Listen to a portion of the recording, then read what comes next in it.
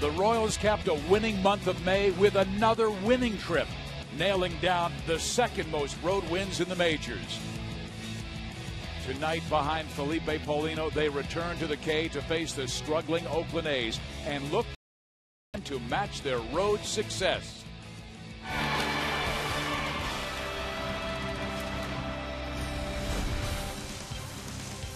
It's great to return home to Kansas City, where tonight the Royals begin a three-game series with the Oakland Athletics.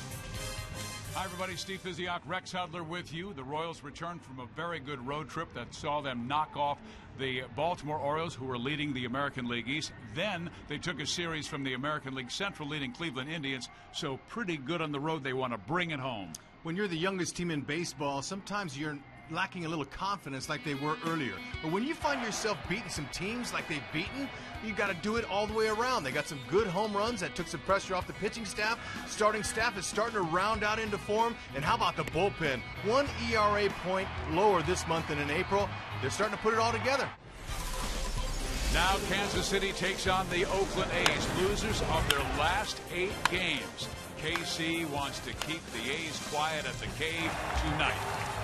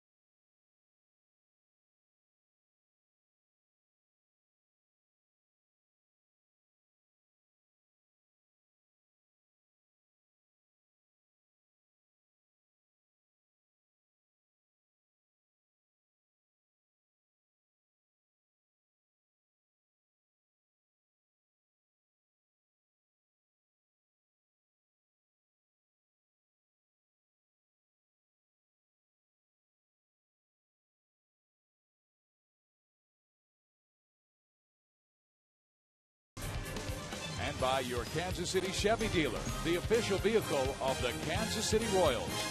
Joe Goldberg will talk coming home when we come back.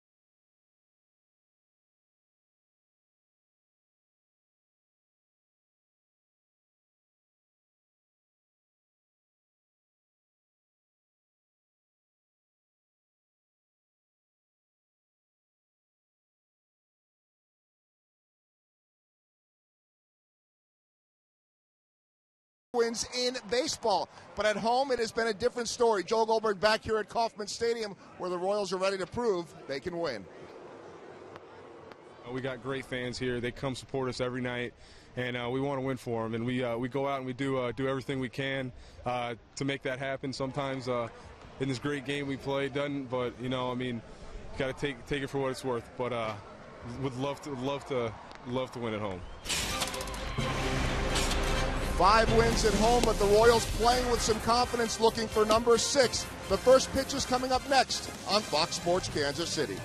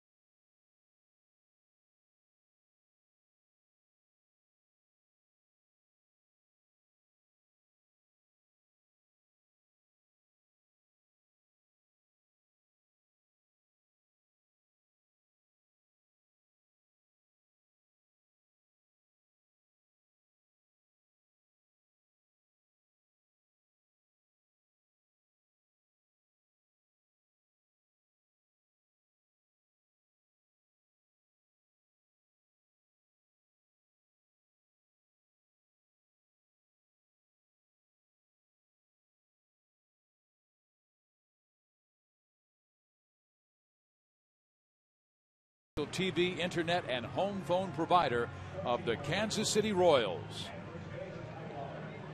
Well, Oakland comes in ice cold, losers of 3 of their last 15, hitting under 200 in that time. And Bob Melvin's lineup: Weeks, Smith, Reddick, Cespedes is finally back from the disabled list. Inge, Crisp, Suzuki, and Pennington round out that 9, and on the hill, Felipe Paulino. Our Kia scouting report: no free passes. Go ahead and make these guys earn it. When they're struggling like this, throw them strikes. Secondary pitches, slider, curveballs for strikes, and set the tone for this homestand for the starting staff. First pitch is strike 1 from Paulino. He will make his 6th big league start of 2012, and he is coming off a game against the Baltimore Orioles. Really, that was a struggle for him, and he received a no decision in the Royals' 4-3 victory. Kept his team in the game as he went 5 2/3 innings, but walked 5, and it was the first time he had lost his command this year. Way inside, almost hits Jemile Weeks. Good to establish the inside part of the plate, knock him off, sliders away. If there is one athletic who is lukewarm, it's this guy Weeks, on a 7-game hit streak, hitting 300, but just about everybody else is under 200. And he can run too. He's a guy, the prototypical type leadoff hitter. You want to try to keep him off the base for sure. It is rocked past Hosmer down the line. Weeks will have at least 2, and he will stop there with a double.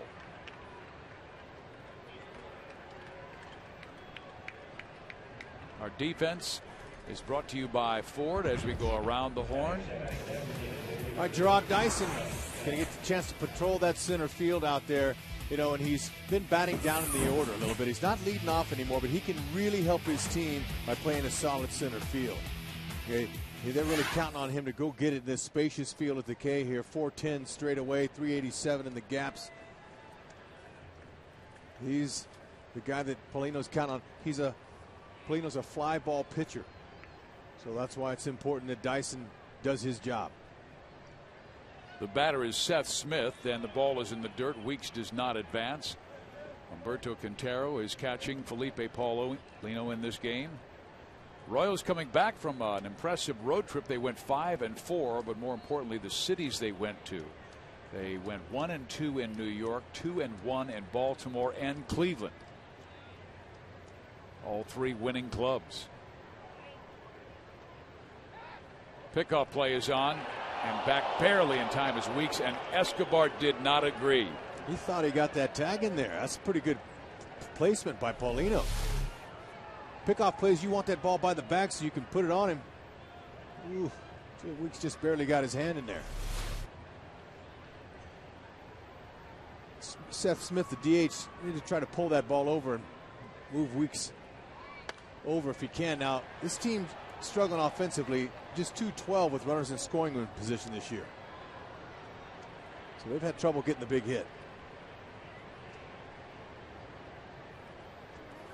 Our time and temperature is brought to you by the parking spot. It is a beautiful evening in Kansas City. Temperature just 63 degrees, very cool and calm. First pitch 7:10. There is a slight breeze out of the southeast. Smith slips it foul, and Paulino has the count his way. 1 ball and 2 strikes.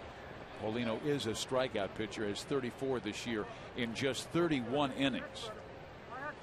Righties are hitting 298 with 1 homer off of him, and lefties just 188 with 2 homers. So he's had some real good success against left-handers. Weeks stole 22 bases last year. He has 10 already this season. In there for a strike 3, and Smith is gone.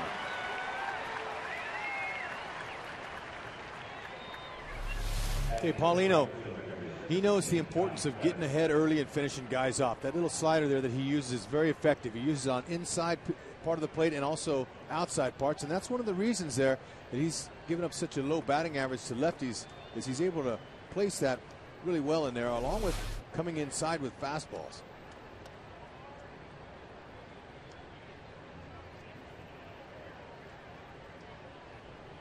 Weeks trying to get into Paulino's mind as he now deals with Josh Reddick, another left-handed hitter. Josh hitting .266 with 14 home runs. This young guy they picked up from the Boston Red Sox has really provided the power. You know, you look at him and he doesn't look like a power hitter, but he's explosive. He's got good quick hips, uses his legs well. Skies it in the air, center field. Dyson took 2 steps back, then came on to make the catch for out number 2. So the inability of Seth Smith to advance Weeks to third base comes back to haunt Oakland momentarily. That fly ball may have scored Jemiah Weeks from third base.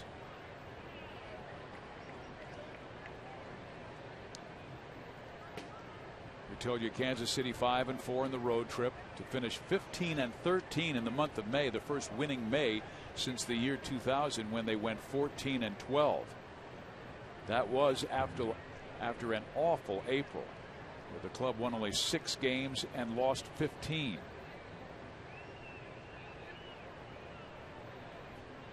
Yoenis Cespedes is back in the lineup, coming off the disabled list today. He had a muscle strain in his left hand, and you can see the numbers without the young man who defected from Cuba. They're 7-15 without him. No wonder they're hoping he gives him a little lift. 5 home runs and 21 RBIs in 28 games. He was their guy doing most of all the damage. And Rex, he's 5 feet 10 inches tall, but built like a running back. And there were a lot of Kansas City Royals who watched him in batting practice. And I mean, the ball just jumps off his bat. He has a skill. That skill level of baseball they play in Cuba is right just short of major league talent. outside. Cespedes, 26 years old, hit .333 with 33 home runs in 90 games. That is the Cuban season. 90 games, and he belted 33 big flies.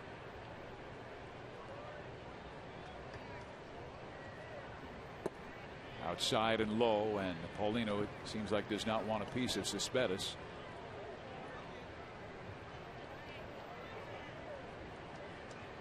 It's going to be a little bit of time before he gets his timing. The Royals hope he doesn't get it until they leave town, but he's the real deal. That's why, you know, these Cuban players come over from their leagues and they're major league ready. 90 games is a big amateur schedule.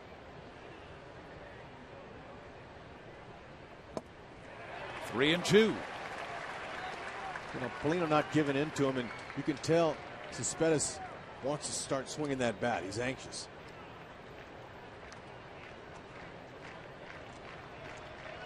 He is a guy you can strike out, even though he missed those 22 games. He does have 29 strikeouts this year.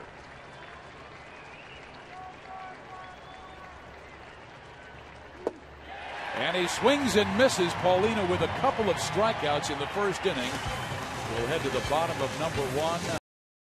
Kansas City run.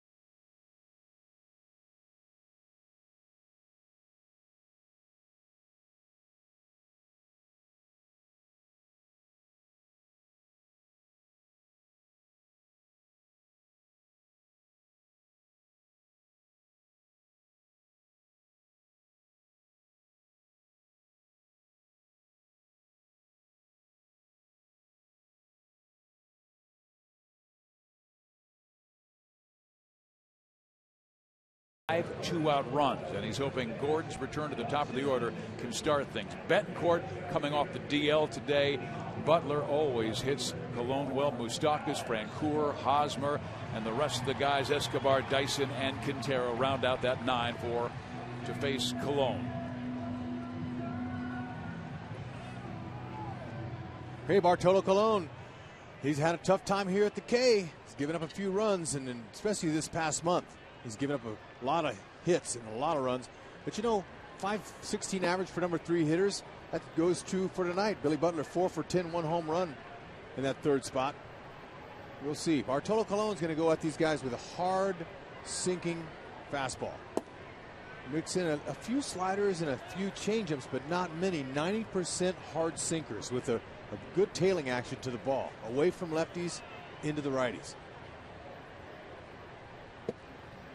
And you just get the feeling that Alex Gordon is getting ready to launch one. He has 4 home runs this year, and this guy has not gone deep in 118 at bats. He's too good a hitter.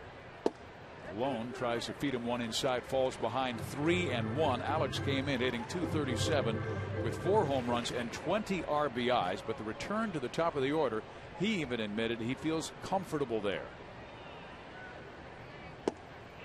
Walked him. Let's go with our forward around the horn Oakland A's defense. Okay, the Oakland A's, they've made 31 errors this year, 34 for the Royals. And you see their offense, or excuse me, their defense, it's pretty good. Now, Cespedes is going to be in left field, typically plays center field, but Coco Crisp He's the guy, the veteran out there that's going to be patrolling the K center field here. Bartolo is going to give him something to hit. He's challenges guys. He's going to go right at him, and that's one of the reasons his ERA has been a little bit high this past month. Righties are hitting 297 off of him. Lefties 277, but the left-handed hitter's got 8 dingers against Bartolo this year. Righties have hit just 2. It is great to see Yuniesky Betancourt back with Kansas City. Called off the DL today. He missed 26 games with a right ankle problem. Hit .434 in his rehab assignments at both AA and AAA. .434 with 2 home runs and 6 RBIs. Stay hot, Yuniesky. He's an offensive player now at this time in his career. Does an adequate job at second base. May not have as good a range as a Chris gets, but still, they got him in there for the offensive bat.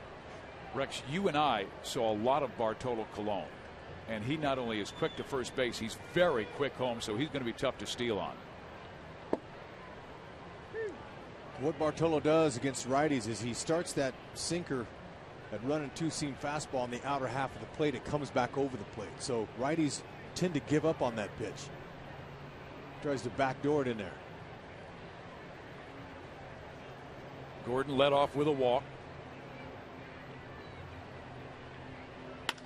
Betancourt drives one in the alley, right center field. That will drop. Gordon is going to be sent home. And he will score the game's first run. Betancourt coming off the DL and providing some Royal offense. Okay, didn't square that up, but he hit it in the perfect spot. And Josh Reddick, the right fielder, he tried to catch it on a hop. Now that's right over the middle of the plate. Tried to catch it on the hop, and it kicked off of his glove. That allowed Gordon to score. So that would probably be scored a double and an E9. But you see this 1-2 hops, and look at Gordon. Eddie Rodriguez, third base coach, he sees it. He's the eyes for Gordon. He sends him right on home. I was watching Eddie the entire time, Rex, and he had his arm up ready to hold him. But like you said, as soon as he saw it kick away from the outfielder, he pinwheeled his arm to send Gordon home. Well, there's a reason why the Royals are doing so much winning here as of late. The last 5 games, they got a .409 average with runners in scoring in position. That's Kevin Seitzer's best friend. He's feeling good about his team getting some big hits. And there's that 2-seam fastball you talked about that caught the outside corner. There's Kevin Seitzer. Dave Island is not with the ball club. He's back home in Florida for his daughter's graduation. So Bill Fisher, who pitched for the old Kansas City A, is the pitching coach. A drive by Butler, tagging is Betancourt. Catch is made by Crisp. Betancourt will make it easily to third base. So a productive out for Billy Butler. I'll say, you're not going to ask Billy Butler to sacrifice bunt, but go ahead and take a shot to that right side, and he did. He got it one elevator. So he was able to move him over. Now you mentioned Dave Island being gone. Steve Foster, the bullpen coach for the Royals, he gets promoted for the next few games while Dave's away. So Steve and Bill working hand in hand. That's right there, Steve. Get a chance to see the game from down here instead of out in left field. A strike to Mike Moustakas. The infield is in. Mike wants to get it deep enough to get Betancourt home. We told you Yuniesky playing his first game after missing 26 with the Royals. Important cog on the infield because he can play 3 of the 4 infield spots. And Mike now down in the count, 0-2. Moustakas had 176 in the road trip, but it seemed like, Rex, every time he got a hit, it was a big one. Let's try to come through here. With the infield drawn in, you got some chances to get one through. Pops that one up. Back goes Suzuki, but will get out of play. Mike with a career high 4 RBI game in Tuesday's victory over Cleveland. Hey, it's good to see Betancourt tag up at second base and run without a limp. He played the first 2-3 weeks of the season, and he was not 100%, we could tell. So finally, Ned said, you know, let's just get him right because we like his bat. And it's shown his first AB out.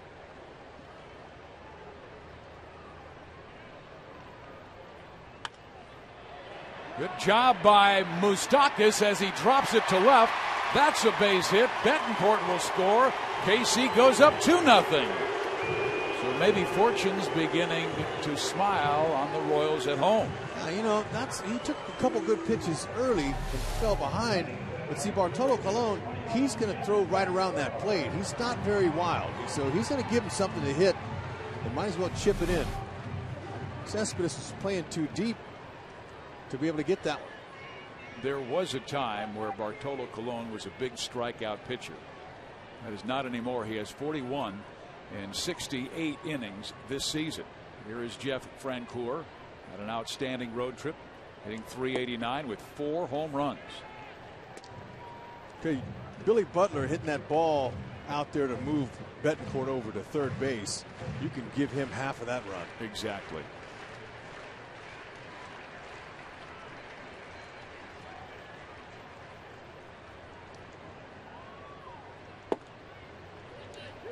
One ball, one strike. So getting a guy like this early is important. You give your pitcher a little bit of a cushion, doesn't have to be so fine, and you give your offense a little confidence, saying, all right, we're going to keep Bart down to this month, June 1st.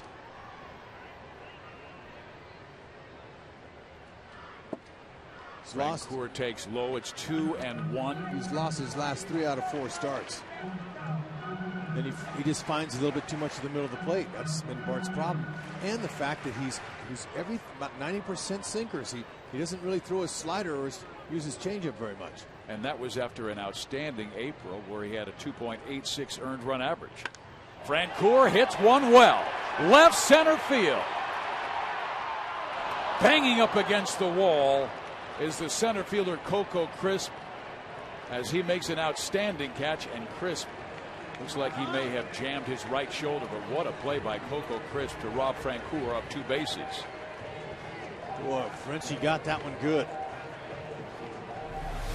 Didn't quite get up underneath it enough to get it over that fence, but you would think you'd be able to get an extra base with that. But Coco Crisp, lots of times if it's not your shoulder, it's your ribs. He hit that hard, run full speed. Was able to hold on. Like he was holding his side a little bit. Now Eric Hosmer.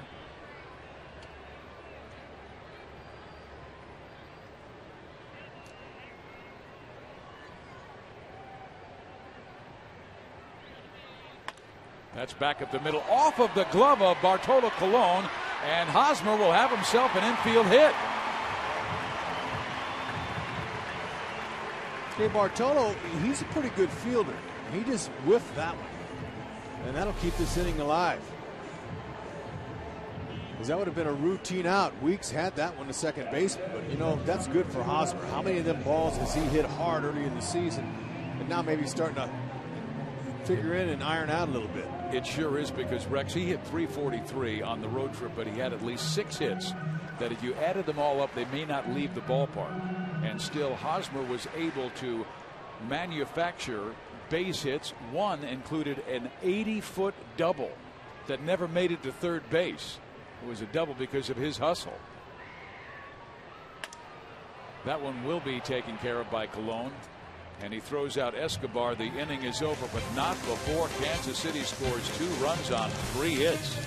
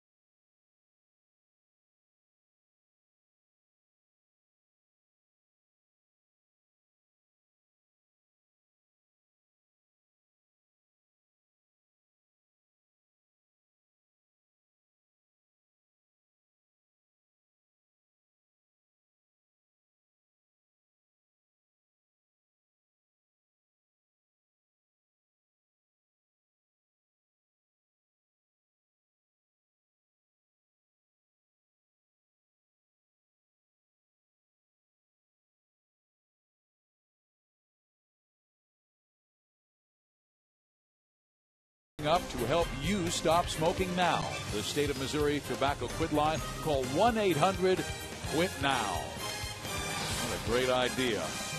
This was Unieski Bencourt helping out his teammates. He brought all of their gloves out, and it was great to see Hosmer and Moustakis greet him and then kind of give him a tap on the side and a little shove.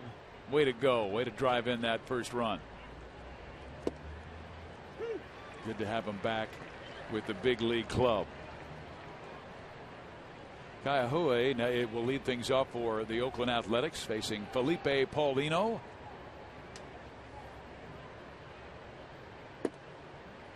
Feel very familiar with the Kansas City fans. He was drafted by the Royals, spent time in this organization, Rex, from 2002 through 2011. Now the Athletics first baseman. Yeah, they're expecting him to develop a little bit of power as he matures as a hitter, but they're an offensive team that's looking for somebody to step up, and they're giving him a good chance.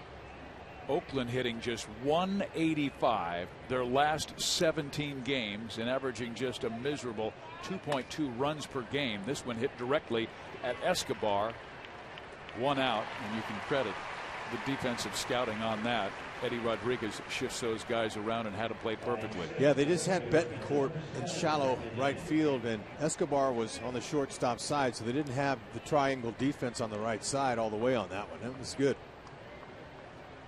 1 out for Brandon Inge. They needed veteran leadership. What a great guy to get from the Detroit Tigers. He has had playoff and World Series experience. And he's got a little pop. He's got 5 home runs with Oakland. 2 of them grand slams. How about that?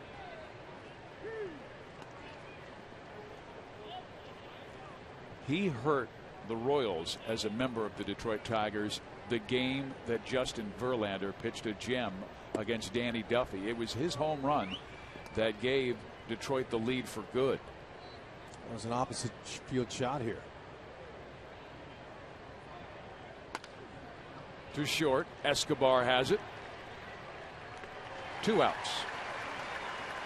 I tell you, Felipe Paulino has really been a pleasant surprise. He has gone 6-5 in his last 19 starts, dating back to July 5th of last year, posting a 3.88 ERA.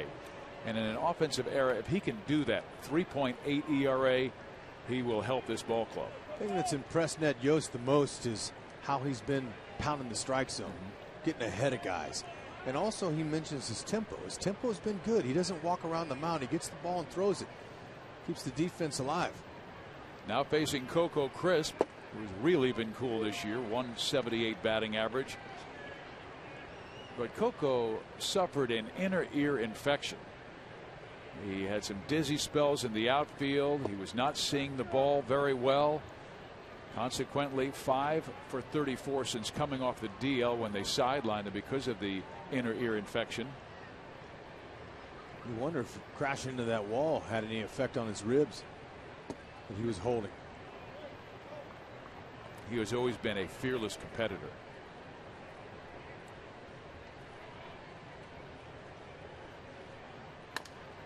A chopper to the right side. Betancourt has it, and Paulino has a very quick and easy second inning. 2-0. Kansas City has the lead. Going to the bottom of the second at the K.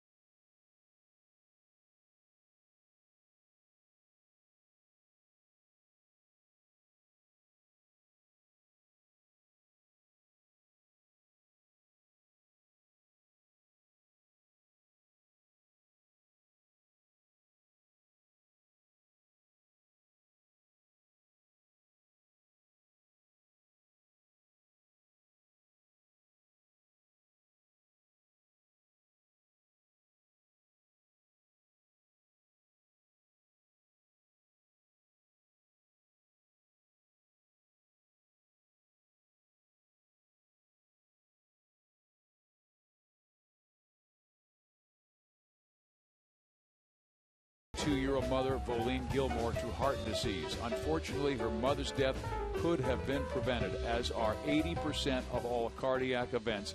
Ayanna now makes it her mission to raise awareness about heart disease, the nation's #1 killer of all women. And she is sitting in the Buck O'Neil legacy seat. And, of course, Buck O'Neil had an enormous impact on the world of baseball and the lives of everyday people he touched. Spent many days and nights supporting the Royals from that same seat behind Kauffman Stadium. And now we honor fans from around the Midwest who really get involved with the community and help out. We head to the bottom of the second inning. Gerard Dyson to lead things off, and the ball clipped off of the glove of catcher Kurt Suzuki, and the velocity at 91 miles an hour, so it was so much that it went right through the wickets. Took it right with it. It would work perfectly in cricket. You would be called a winner. Here is the 1-2 pitch. Dyson sends it foul, 1-2. Okay, Dyson, he's been dropped out of that leadoff spot now for the last week, but he finds himself here doing what he's comfortable doing, starting an inning. Fell behind. Now the corners that we're in are back. A little chopper. This will be tough for Colon, but he gets there and tags Dyson as he slides by. The Fan of the Game sweepstakes is going on now at Fiat of Olathe, and you could win a new Fiat 500 Pop.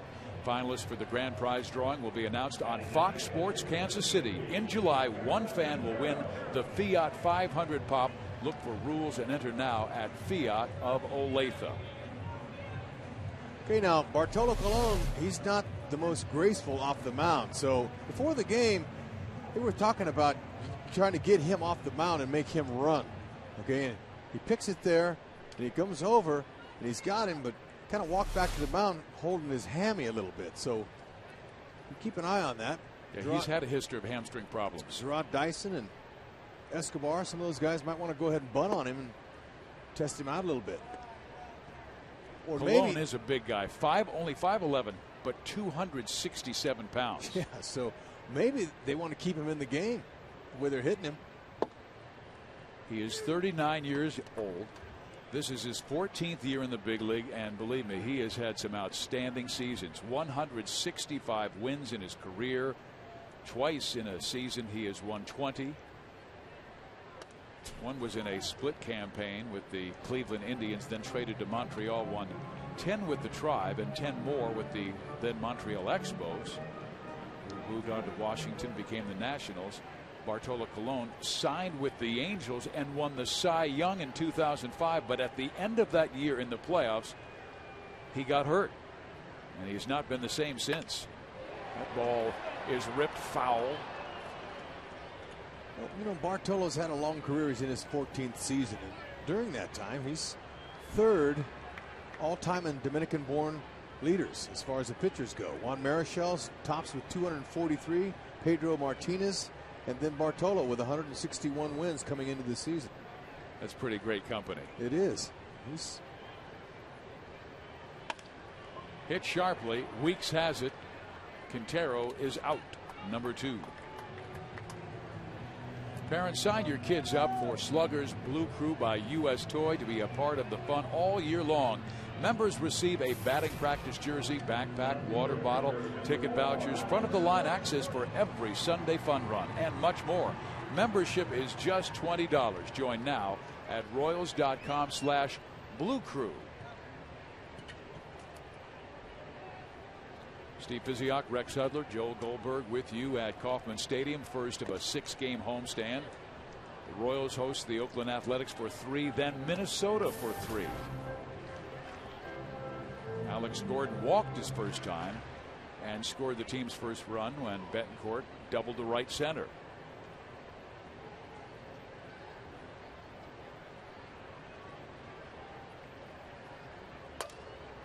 Broken bat. That'll be out of play. Gordon down in the count, 0-2.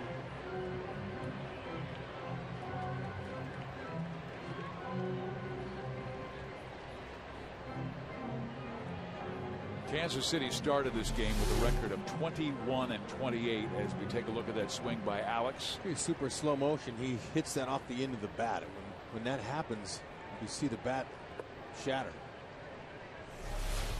Off the end or in on the handle is what'll break a bat. Gordon breaks a lot of them.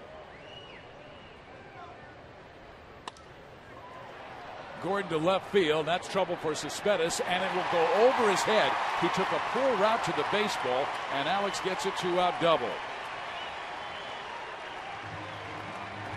Okay, Cespedes not really used to playing left field. He's been center fielder, and he started in on this ball when Gordon hit it a little bit better than he thought, so he misjudged it. He came in, and then he put on the brakes. And Gordon's bat stayed intact. See, he hit it in a little bit better part of the bat. Just went with it. Well, Ned Yost talked about it was such a good sign in Cleveland. The last Royals victory, 5 of their 8 runs came with 2 outs. Well, 5 of the 6 runs, I should say. I beg your pardon. The Royals won on Tuesday 8-2. And then won on Wednesday 6-3. 5 of the 6 runs came with 2 outs, and he really thought that was a good sign. The situational hitting was good in the first inning. Now a 2-out double by Gordon.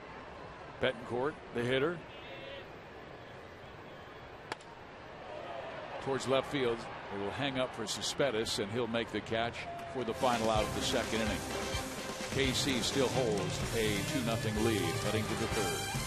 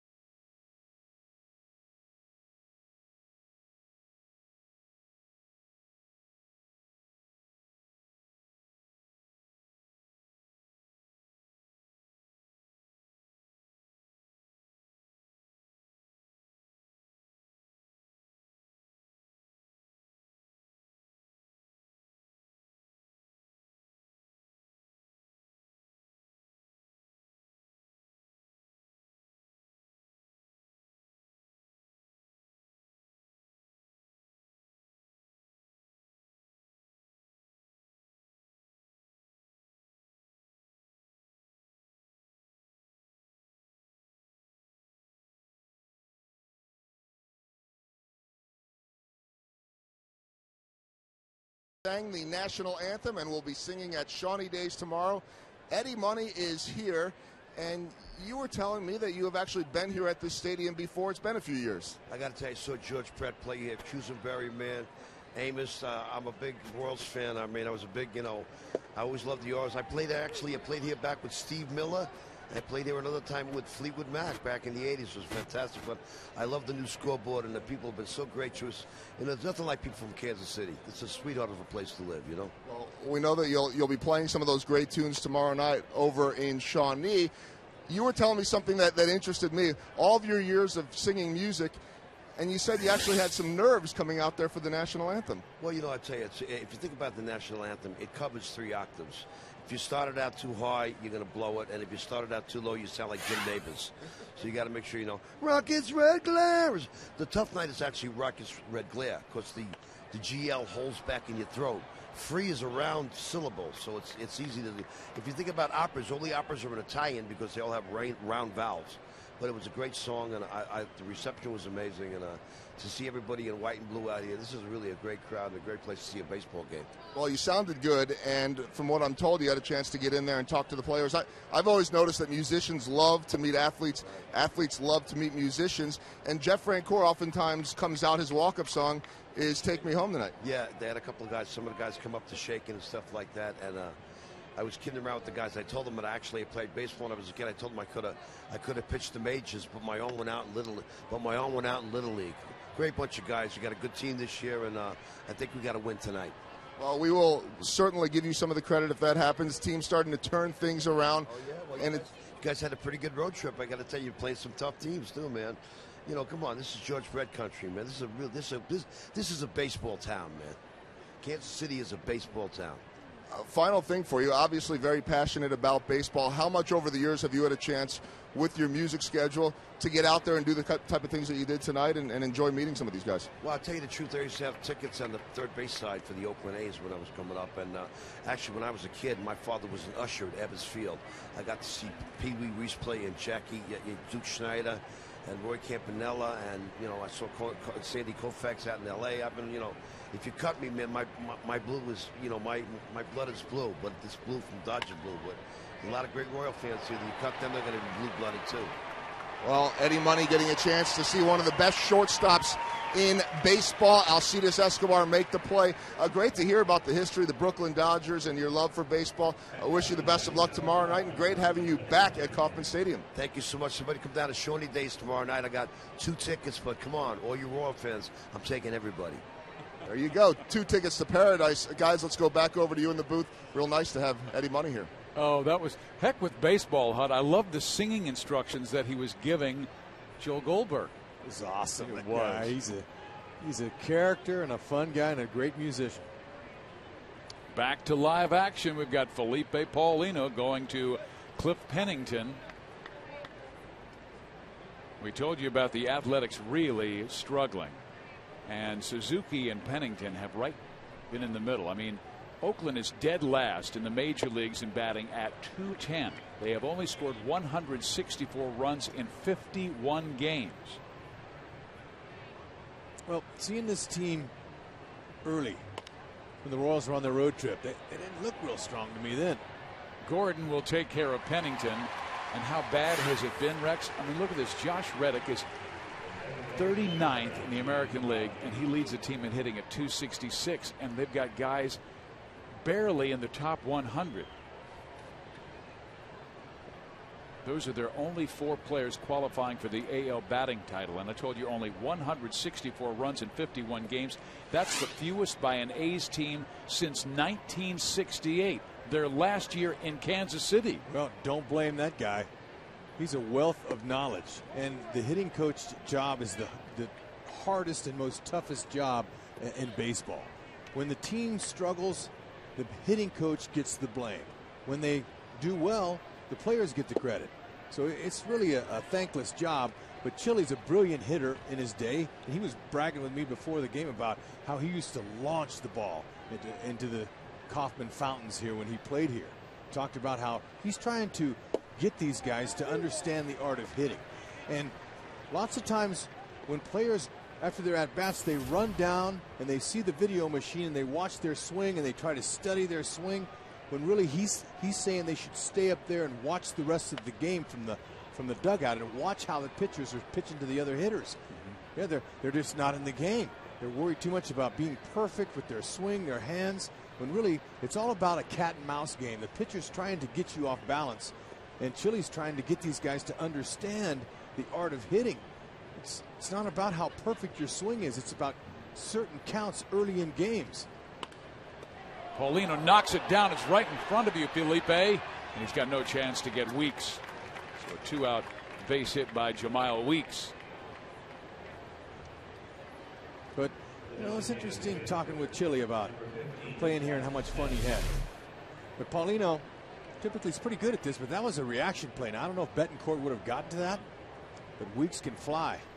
So there's no need in throwing it down the right field line and forcing that and giving him a double. Maybe even a triple. The batter is Seth Smith. He has good power. 4 home runs this year. Outside. Get downloads up to 50 megabits per second with Time Warner Cable Ultimate Internet. Bartolo Colon, his top velocity 94. Paulino 97.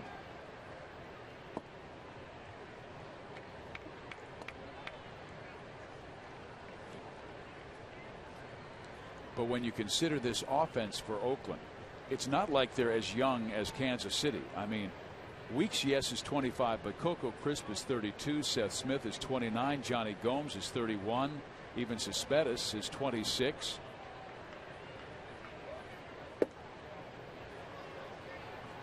Kurt Suzuki is 28. Cliff Pennington's 27.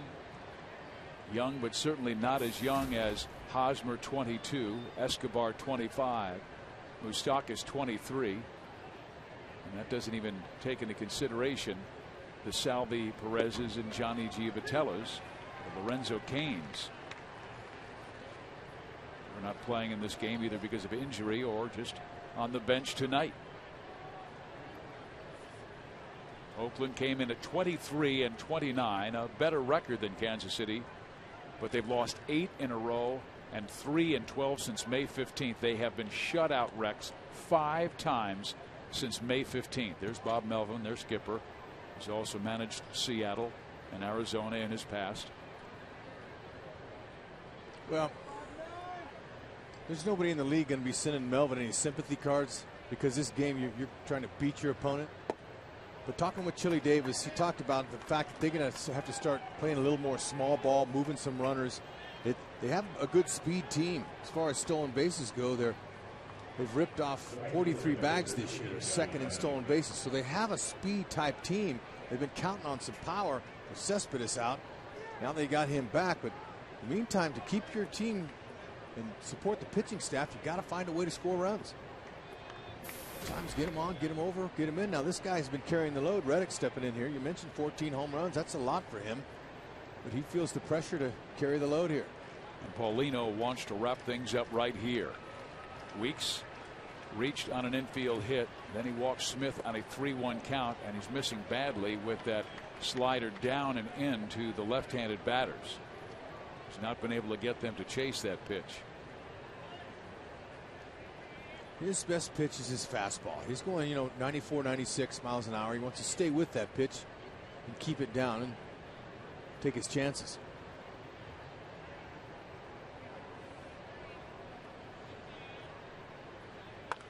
Reddick popped up to center field his first time up. A team like this you're facing that's struggling offensively, you don't want to give them any walks, no free rides, and they can get a little lousy single and get back in this game. Wants to stay at him. Weeks has great speed. He's at second base. Seth Smith average speed at first. Again pulled foul, so Paulino has the count his way. 1-2. Felipe, big guy at 6'3", 260 pounds. Raised in Venezuela, even though he was born in the Dominican Republic. The Astros signed him at the age of 17 in the year 2000. Upstairs, 2 balls and 2 strikes. Now 12 years later in pro ball, he's moved from shortstop, position he was signed as, to the outfield. And now he has been a pitcher really the last decade. And they got Weeks at third base, and he is out. Wow. Moustakas alertly took it and swept the tag down beautifully. Weeks tried to sneak a bag on him. Paulino put a good throw, stepped off calmly, and got out of the inning. Thank you.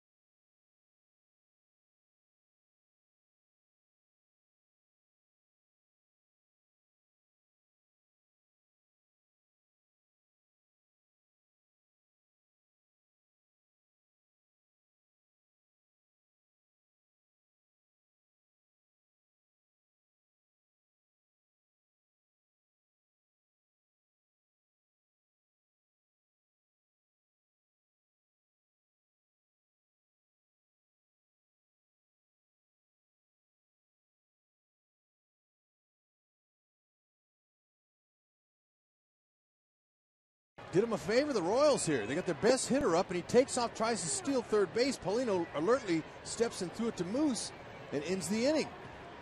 So Weeks trying to somehow, I don't know what he was thinking he was going to do with that play. There's 2 outs. You got your 14 home run hitter guy up, and you're struggling. And he just did the Royals a favor there and helped Paulino get out of that inning.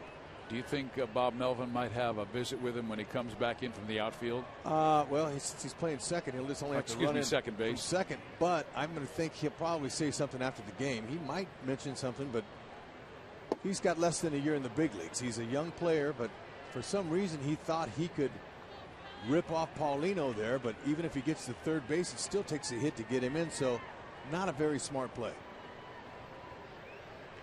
Billy Butler leading off the third for KC. Royals have that 2-0 lead, scoring in the first. Butler sends it out of play, and Billy had a very productive out.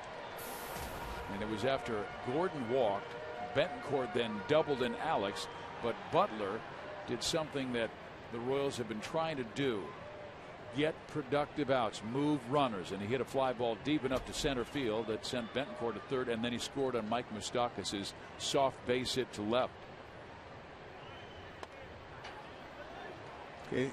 Billy Butler, he told me before the game, facing Bartolo Colon, he's going to try to stay inside of the ball and shoot the ball to the opposite field with that heavy 2-seam sinker coming into him a lot. He's going to try to backdoor that pitch. His approach is exactly the way he hit in his first time up. Colon looking for his first strikeout of the night. Not yet. Try to dot that outside corner with that 2-seam fastball. Butler hit 3 home runs on the road trip to New York, Baltimore, and Cleveland. 2 of them were really long blasts. And he sends that one up the middle for a hit. Okay, both balls he struck in his 2 times up have been the identical place. Just a reminder, as you enjoy cold one, to look forward to Miller Time later in tonight's game, brought to you by Miller Lite. Couldn't be about Mike Moustakas. He is having a solid year. Drove in his 25th run and his last at bat, tying with Eric Hosmer for second most in the team. And that is a young duo at 22 and 23. Hosmer 22 and Moustakas 23. That last base hit makes him 3 for 3 lifetime off Bartolo. Not a bad number. I'd like to see if he can get something in and hit it to the right side, pull it, maybe get Billy Butler to third. Reddick, though, has a good strong arm and right. As we take a look at our Toyota League leaders, these are home runs by players who already have career highs. Josh Reddick with 14 home runs in only 2 months, but there's Mike Moustakas with 8 home runs in his first 2 months. We just saw Kipnis of Cleveland, quality second baseman. 3 balls and no strikes. Colon has already thrown 46 pitches. 30 have been in the strike zone. 16 have missed, and this guy has tremendous control. We all remember that game he had against the Angels on April 18th. Moustakas walks on 4 pitches. Can you believe that? On select Thursday nights, experience the new NightLifeKC.com lounge located on the Budweiser patio. Tickets are just $30, which gets you in the door, beverage vouchers, a private DJ, plush seating, and much more. Come enjoy this unique atmosphere in an exclusive outdoor lounge. Game dates and tickets at Royals.com/NightLifeKC. Come meet some new friends and watch a little Royals baseball. What a life. One of rivals up there. Beautiful spot. Here is Jeff Francoeur.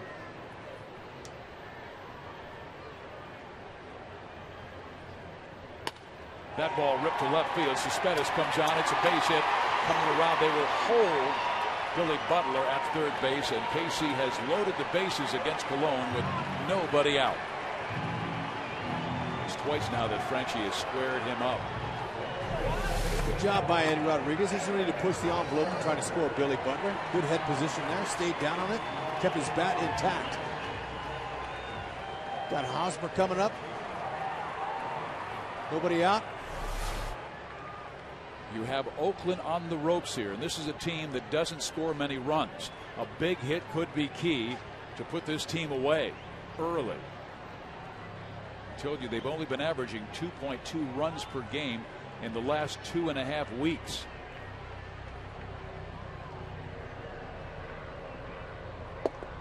Hosmer takes a strike. See where that started out? That started out 3 inches on the inside part of the plate, and it freezes the left-handed batter, then it cuts back over. So Hosmer will make a mental note of that. Next time he sees that one in there, he'll know it's going to be hittable by the time it breaks.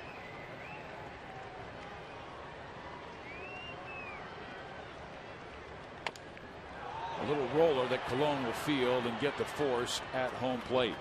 So Hosmer does not do his job, as he just does tap one right back at the mound.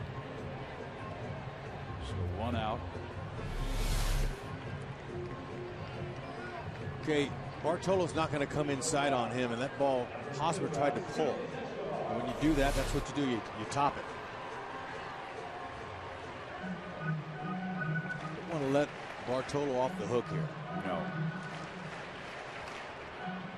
You and I had a conversation with Colon a few years back about that two-seam fastball, and he said what he does with a left-handed batter is he tries to throw it at his hip and just let it naturally come back and catch the inside corner, and he would do that and would break a good foot.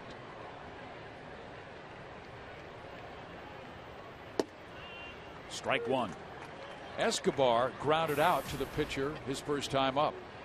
That ended the first inning. That's when Kansas City scored 2 runs on a walk, a double, and a single. Got to be ready for the first one with the bases loaded. And he's going to try to get ahead of you. Do it right down the middle. Their average is showing it. Just a $188 with them loaded up this year. The Royals are hitting. 1 ball, 1 strike. Escobar hitting .333 the last month of the season. Colon on the ropes.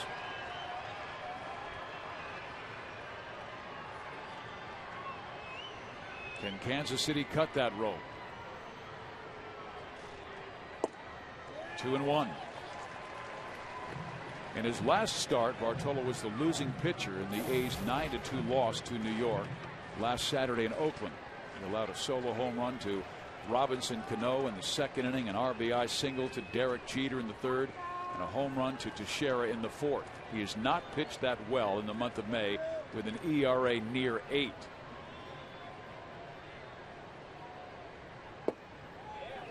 Three and 1. Good discipline by Escobar. Okay, Josh Reddick in right field. He's got a cannon for an arm. He's got 5 outfield assists. And the A's outfielders are tied for Major League lead with 11 assists. So they can throw. They will run on Coco Crisp, though. Right.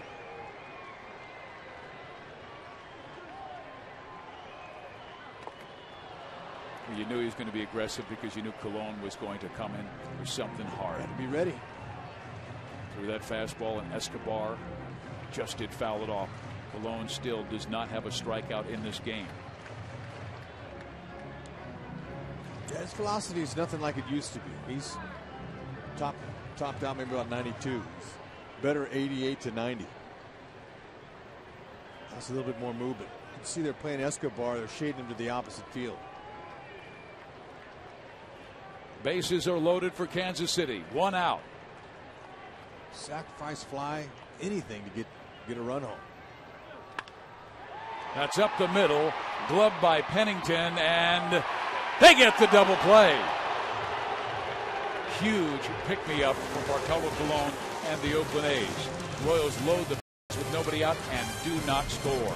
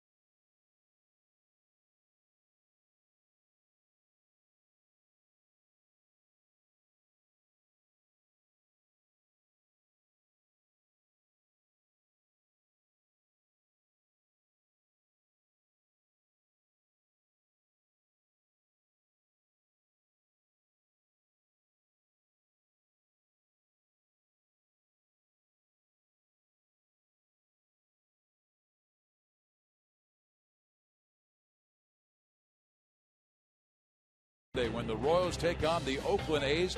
The first 750 fans to bring their K-State discounted ticket to the table inside Gate B will redeem a limited edition purple and white Royals cap. Compliments of Fox Sports Kansas City and Kansas Central. Get your K-State Day discounted tickets now at Royals.com/K-State. Still have any of them purple shirts left in your wardrobe? I got plenty of them. Maybe I should wear one on Sunday. Break it out. We head to the fourth inning. Felipe Paulino will face Josh Reddick. Oakland had runners in first and second with their big slugger at the plate. And Jemiah Weeks took off for third base and was thrown out. There's a shot up the middle, so they could have scored at least one if he comes through with a base hit like that. So Reddick leads off the fourth inning well with a single. Now Felipe Paulino will face Yoenis Cespedes. First time up, Cespedes was at the plate with Jemiah Weeks at second base and had a 3-1 count. Paulino dotted the outside corner with one, and then Cespedes swung and missed at a slider for strike three.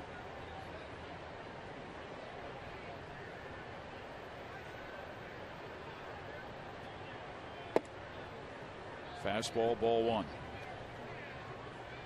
Yeah, I'll tell you, Paulino, he got a good break there with Weeks going third base. And then Bartolo comes back, had him on the ropes, and they can't score a run with bases loaded, no outs. So who wants this game?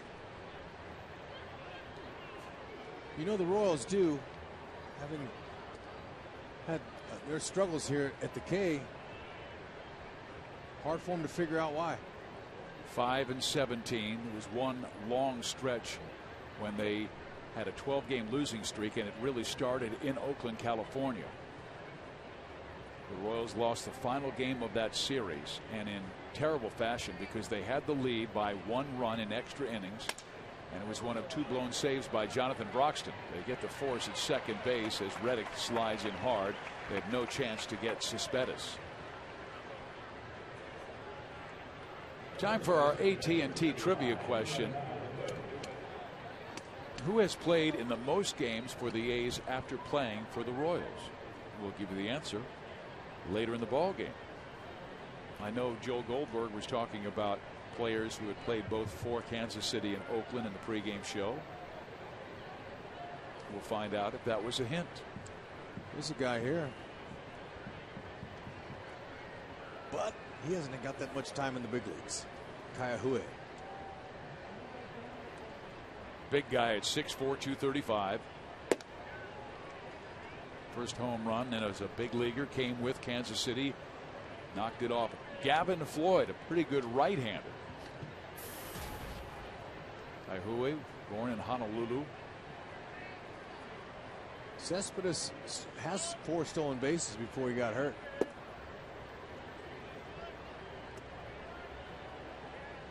Quintero just keeping him honest down there. A little snap throw.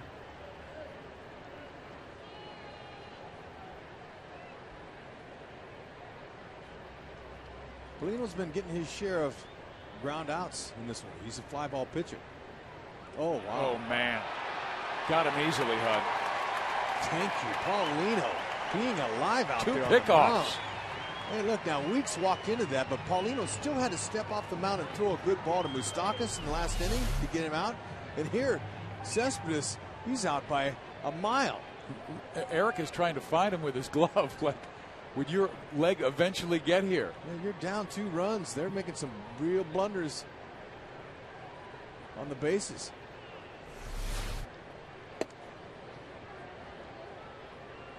He was trying to do the T-Berry shuffle around the glove of Eric Hosmer, and Hosmer was just waiting for his leg to show up. The count is 3-0 to Kayahue, and it is a strike. 3-1.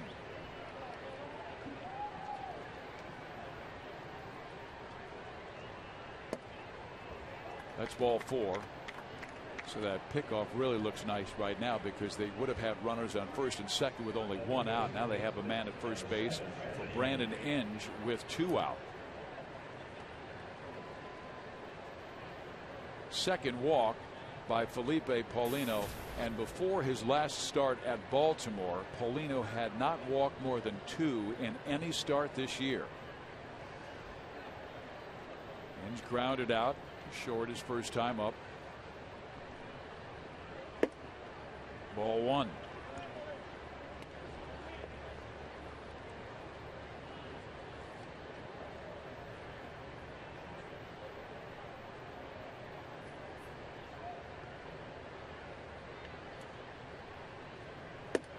We talked earlier of Brandon Inge facing Danny Duffy in that tremendous matchup we had with Verlander and Duffy. This was one of the rare mistakes that Danny made.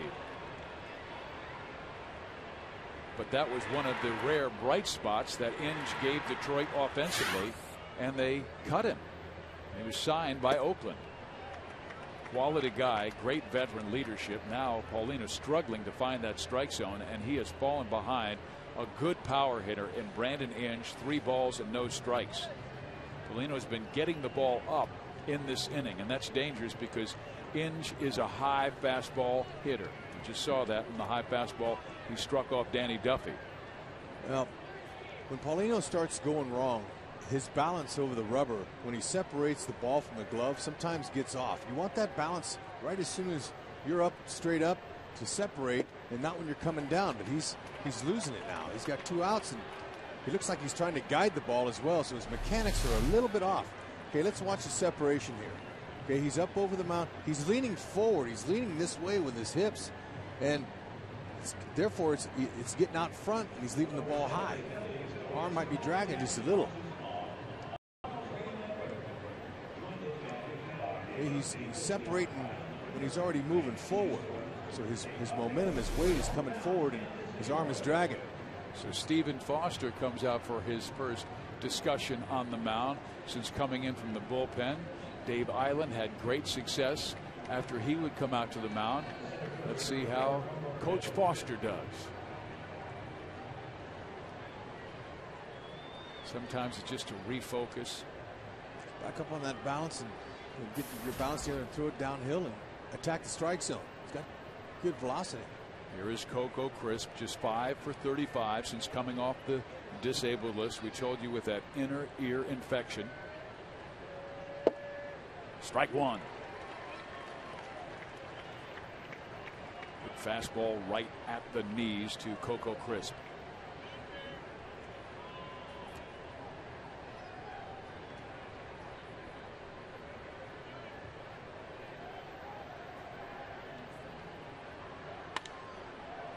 Whacks a slider. Gordon had him played perfectly. Alex makes the catch. The A's strand 2 more. The end of 3.5. Royals still lead 2-0.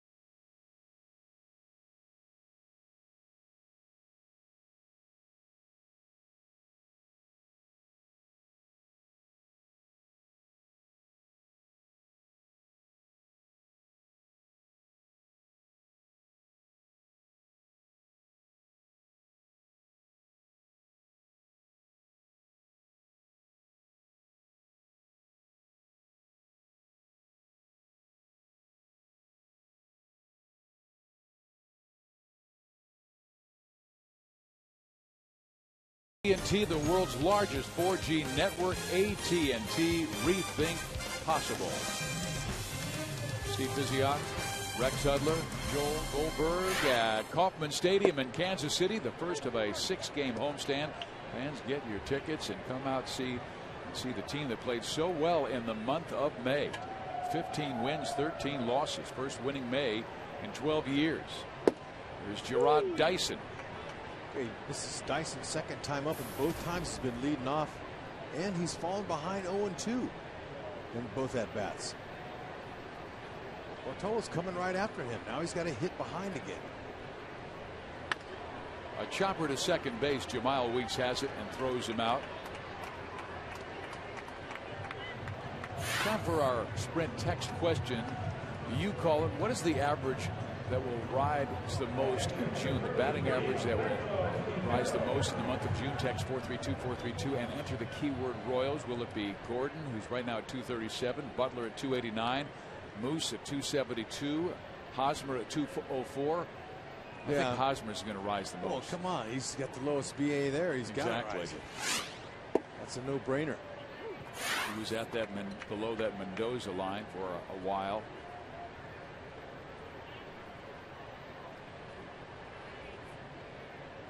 With one out, Humberto Quintero is the batter, and he will take outside. 1 ball and 1 strike. Looks the Royals still do have a number of athletes on the disabled list. They did get Betancourt back today. Salvi Perez is getting closer and closer. Lorenzo Cain is beginning to take a few more swings. He has not played the field yet. And Jonathan Sanchez is getting close, and he might be back in the starting rotation before long. How about Chris Getz? Yeah. Yeah, I mean, Sanchez has been pitching pretty well. Dr. Bill Fisher, the guru pitching instructor that they have, who's in the bullpen now tonight. And he's been following Jonathan Sanchez. Says he looks good. He's getting some velocity back on his fastball. Probably see him sometime maybe next week late. I don't know. Alex Gordon with 2 out. Gordon, last time he was up with 2 out, doubled to left field.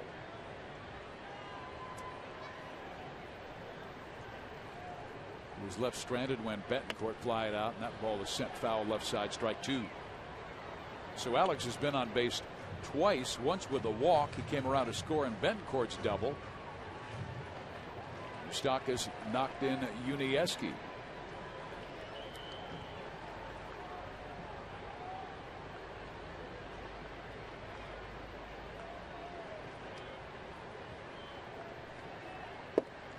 In there, strike 3 called, and Colon gets his first strikeout of the game.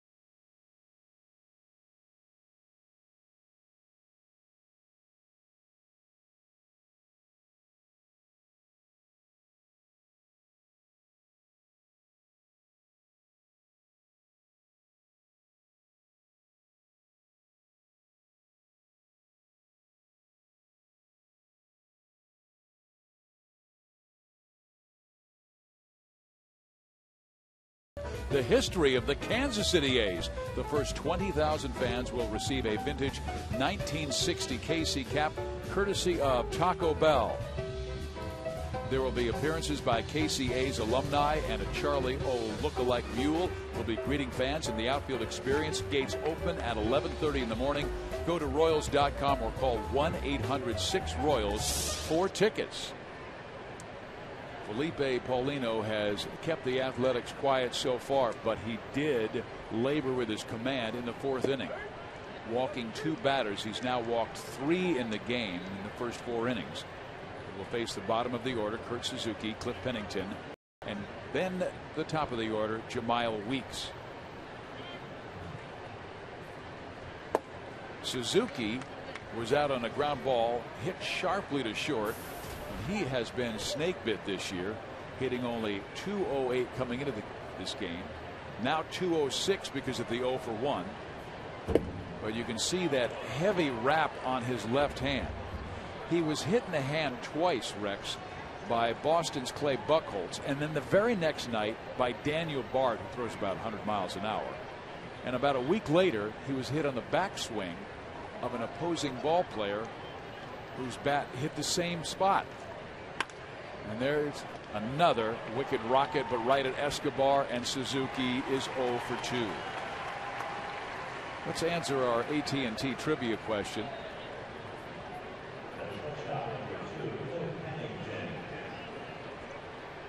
Who has played in the most games for the A's after playing for the Royals? That would be Jermaine Dye. 394 games played with the A's after leaving the Royals, and he was very important to the Athletics' success at the turn of the century, when the Athletics were really a dominant team for several years, along with the Seattle Mariners and the Angels that won in 2002. But it seemed like the Angels and the Athletics went back and forth. That West title. I remember him fouling a ball off in the playoffs off his shin and breaking it. Yeah. Cliff Pennington, the batter, when he was with Oakland.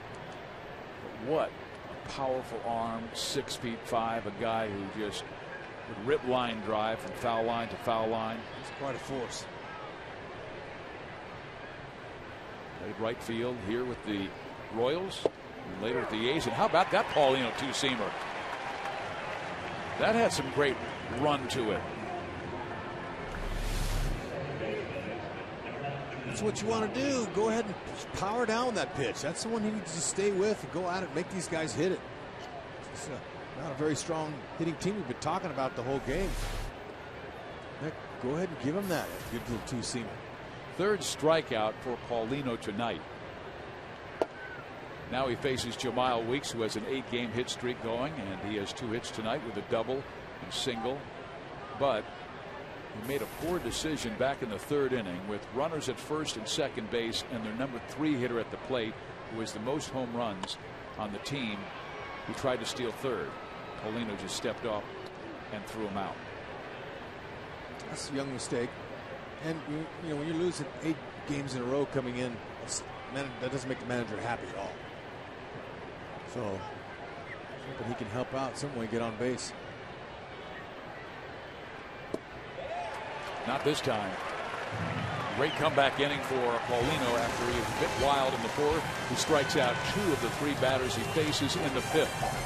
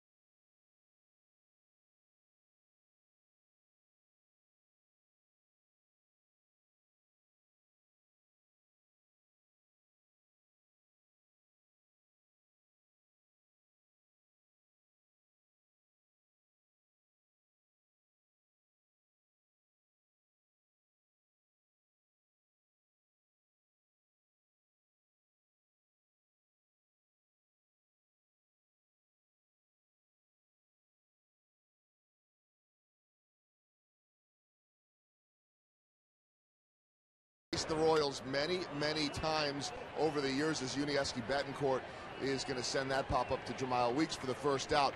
But of active players right now, he has faced the Royals 160 games. This would be his 160th, and so much of that, of course, coming in the American League Central. Brandon, always great to talk to from a media standpoint, saying that he loved Detroit and that was his home, but this gave him the chance to play every day. He thinks that playing for Bob Melvin is a great situation, very easy manager to play for, and he has a chance to be a leader, too.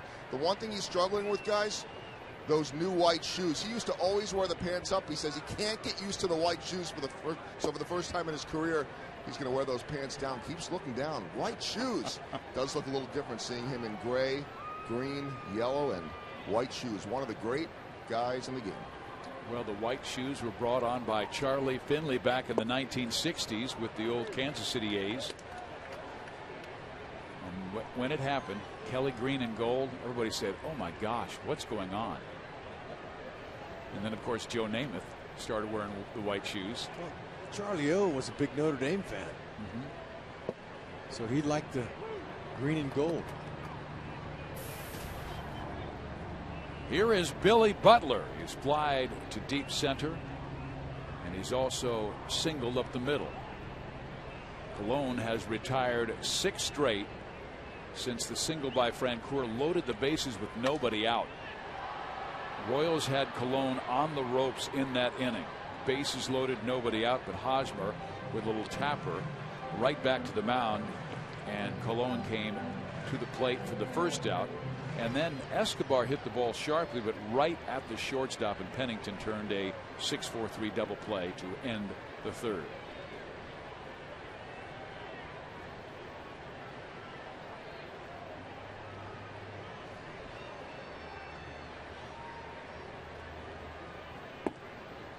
Since tomorrow's the throwback day, back to the early 60s with Charlie Finley, the owner, and all that, are you going to save all your stories for tomorrow?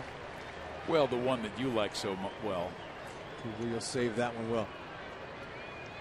Bill Fisher, the bullpen coach tonight, he's got a photographic memory. He remembers everything, and he was holding court in that dugout today, just telling one story after another.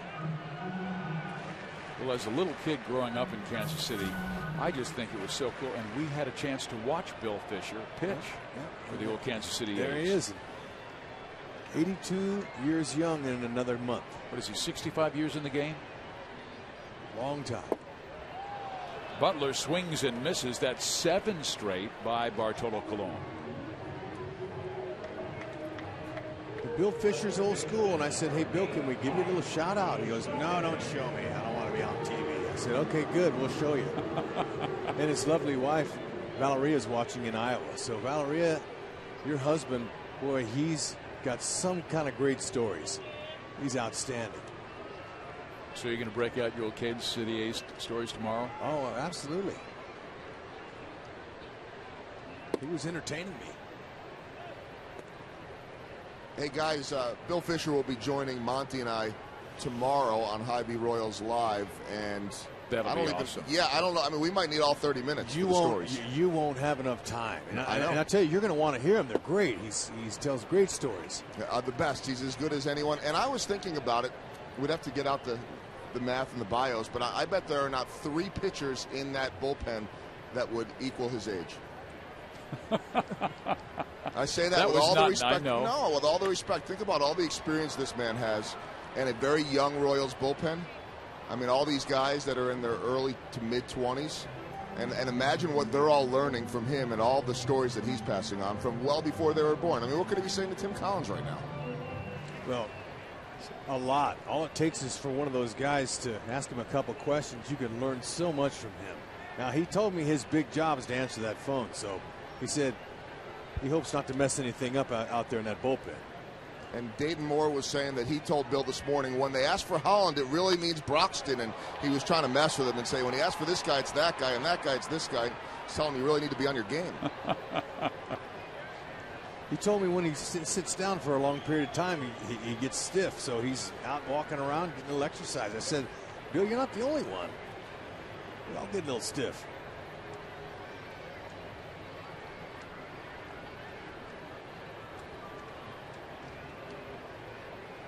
The 1-2 pitch. Moustakas skies it in the air on the infield. Brandon Inge has it measured. And Bartolo Colon has looked really sharp since loading the bases in the third.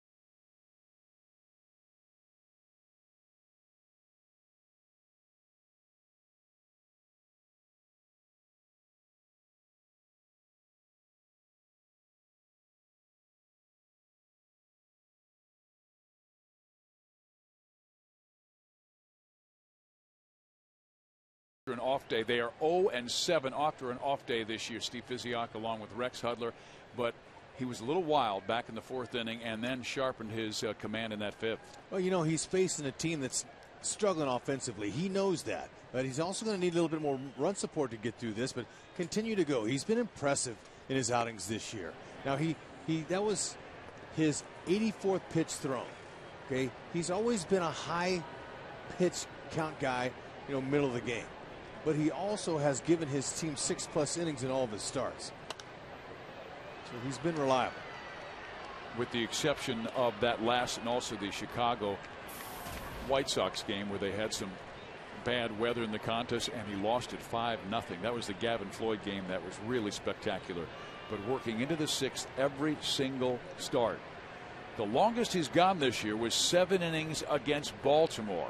And that was 7 shutout innings. He faces Seth Smith, records the out. Hosmer takes care of Smith, and Josh Reddick will now be the batter.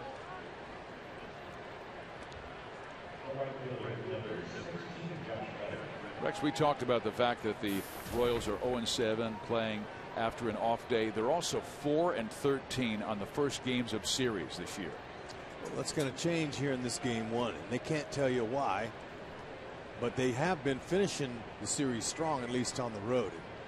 Well, it's going to change around. It's going to turn around a little bit. Yeah, they're 16-11 on the road, and you think a young team on the road, that's the team that would be suffering. And yet 5-17 at home. They came with a certain focus. Early batting practice, the focus was there. They had defensive drills with the catchers. You could tell they were on their toes and ready to end that stretch and start anew here at the K. This team works out hard before games here at Kauffman Stadium. They have a lot of drills going on. They have catchers throwing. They have base runners out there trying to get reads on balls in the dirt to advance. Great pitch by Paulino. That is strikeout number 5 for Felipe. So they do an awful lot of early work here now. This is the best time they can do it at their home field. Look at that slider. Slider's been an effective pitch for him on the inner half. Early in this game to the left-handers, seemed like he was throwing that breaking ball down and in too much to the left-handers. Now it has been outstanding, and they have taken it a couple of times looking. Yoenis Cespedes 0-2. This is his first game coming back from the disabled list. He had a strained muscle in his left hand. And this is a guy who everybody talked about the first week of the season because he hit 3 home runs in his first 4 games. All of a sudden, opposing teams started pitching around Cespedes.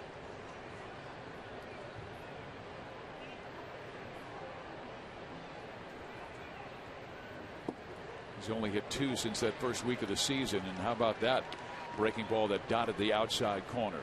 Well, it's going to be harder and harder for him if nobody can step up and hit behind him. A lot of teams will be walking him.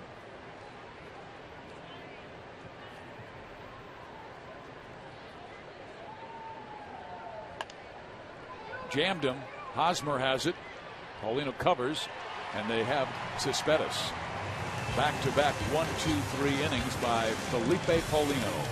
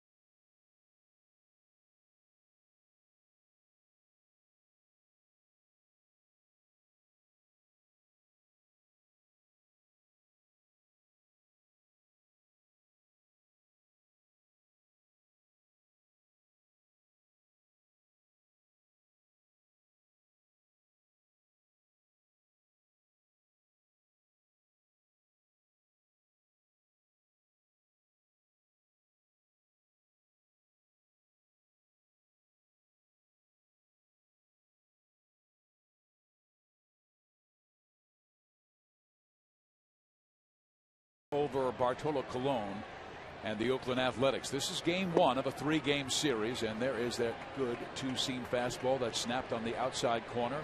The 6th is our Sonic Slam inning, and our contestant is Karen Maggart from Leavenworth, Kansas. Again, it hit the outside corner. If the Royals hit a home run in this inning, Karen will win $400, but if the Royals hit a grand slam out of the park, Karen will win $25 grand from Sonic and the Royals. A chopper over the head of Colon. Weeks is able to get Francoeur.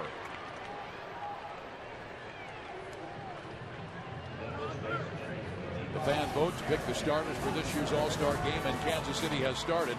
You can now vote for all of your favorite Royals players. Play your part by punching a ballot when you come out to the game, or go to Royals.com/vote to crown a Royal. That guy is having a great year. Billy Butler, Alcides Escobar, Mike Moustakas. But Butler has been a Royal for so long and so deserving. And here is Hosmer with a smash to third. Inge will throw him out. So very quickly, 2 outs in the 6th inning. Bartolo Colon, outside of that ball there, has been mainly on the corners. He's been down. He's been executing his pitches.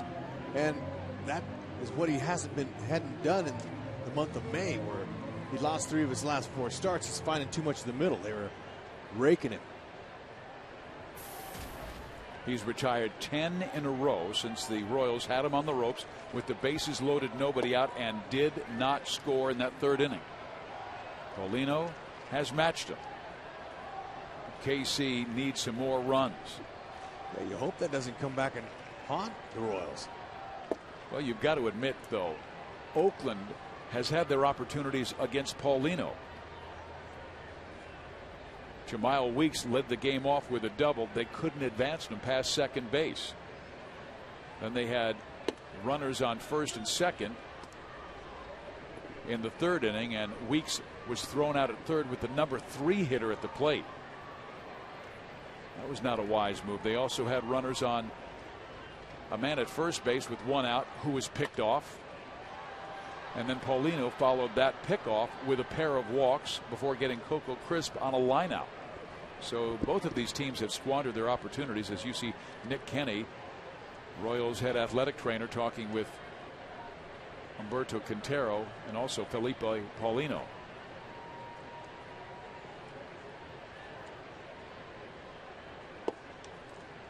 Well, he really is good at trying to dot that outside corner. The way he worked Francoeur to start this inning was almost like a surgeon. He's settled down now. He's pushing up towards 90 pitches. That may have been ball 4, but too close to take, so Escobar is able to foul it off.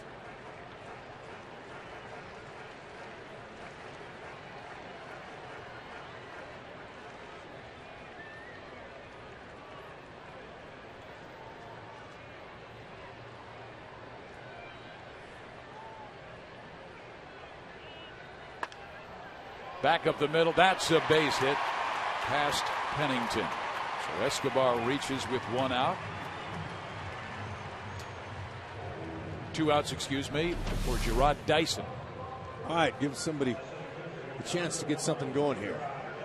Top spin on that ball. There's no chance for Pennington. That ball rolled right through. Now Dyson has had 2 at-bats, and in those 2 at-bats, 4 straight strikes. Let's see if he's going to jump on one of these fastballs here. We told you Colon is tough to steal on. Not only does he have a quick move to first, but he's very quick home. Suzuki is a good catch and throw guy behind home plate. He won the Johnny Bench Award at Cal State Fullerton years ago. That always goes to the top defensive catcher in all of college baseball.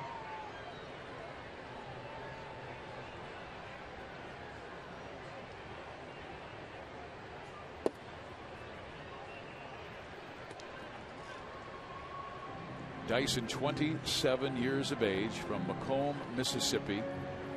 Self-made guy, drafted way late. I mean, we've got the Major League Draft starting this Monday. The Royals have the 5th overall selection. Dyson made it to the big leagues, drafted in the 50th round. Well, he's worked hard, and he's going to have to continue to work hard to stay up here. Lorenzo Cain, he's playing ball now. He's getting well. And the Royals need that threat from the right side. They have a lot of left-handed batters, but with Cain and Perez still on the DL, that hurts. And that is a pop-up that hurts. As Inge will take care of Gerard Dyson. That will end the 6th inning. We head to the 7th. KC by 2.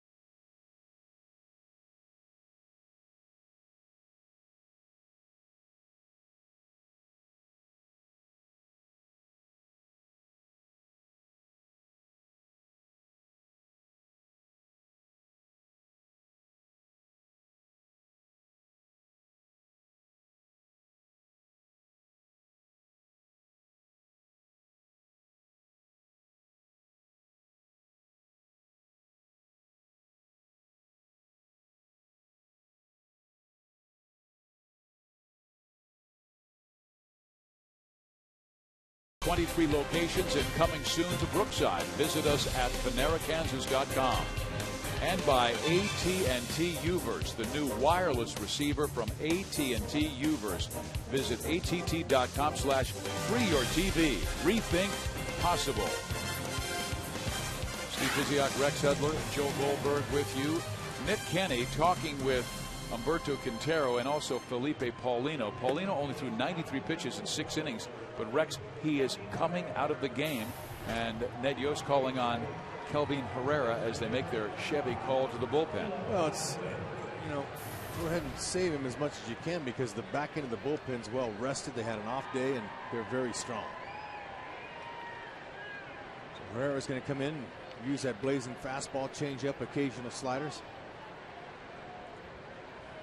See if we can help him get through the rest of this game. Royals bullpen rock solid. Their last 4 wins, they have not allowed a run in 15 innings. That ball struck to center field. Easy play for Dyson, and Kahue is the first out of the 7th inning. Doing more on defense. That's by the Home Depot. Hey, he helped himself here. Now this Weeks tries to take off and steal. Polino quickly steps off, throws a dart right on the money. If he misses with that throw, then Weeks is safe, and they had their best hitter up now. And he also picked off Cespedes at first base, so good job, Polino.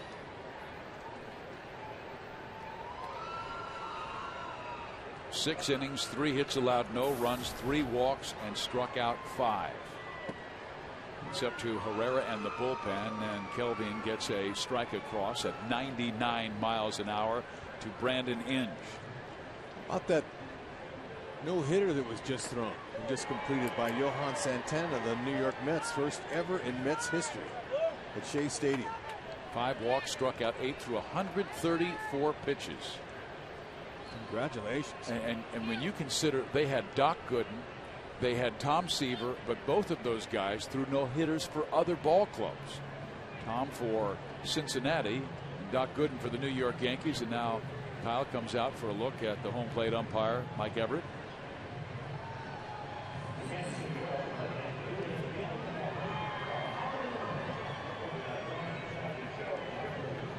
So you got a guy that throws as hard as Herrera, and they foul a ball off.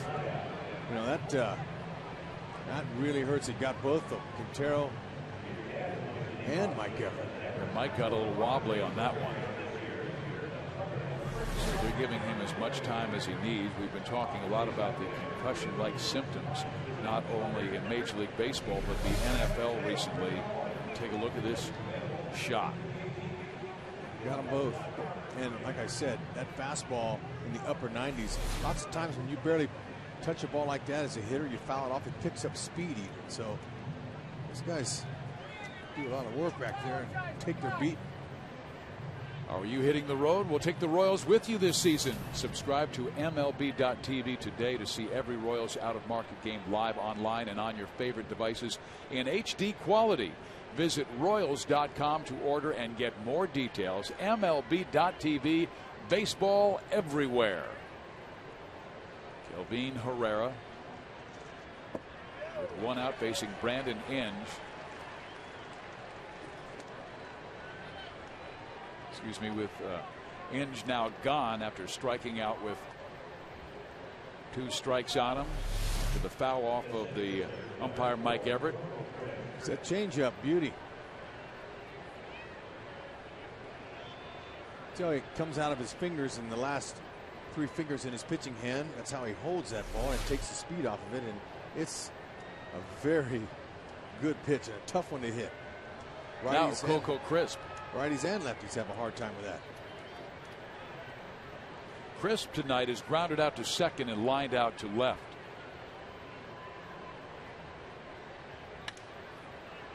Towards left, Gordon chasing it, but it will reach the seats, and look at Alex climb the wall. He could have played football at Nebraska. Okay, he is an all-out guy. He's an athlete. He wears the gold. He says, I'm going to help my guy all I can. Look at him. He used that wall. Gets him way up there.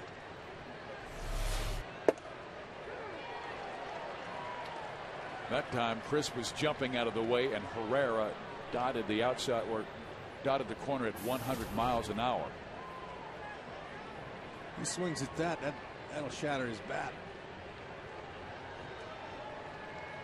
Some kind of velocity. They're going to come back inside on him. This time it rises up at 100.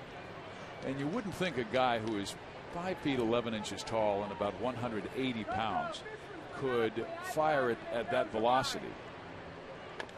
Just tremendous arm speed. It is, but his lower half is in sync with his upper half, and he's very strong down there. You can see his backside. He's put together. It's not real tall, but he has a gift. That's what that is. When you can throw that hard, it's a gift. And he's worked at it. And we had heard about Kelvin for years, but he never was healthy until last year, and then he pitched at 4 different levels in the Royals system, ending the year with 2 appearances for Kansas City. But he was sensational at Class A Wilmington, AA Northwest Arkansas, and AAA Omaha. Quintero will throw out Chris. Herrera continues to do an outstanding job for the Royals bullpen.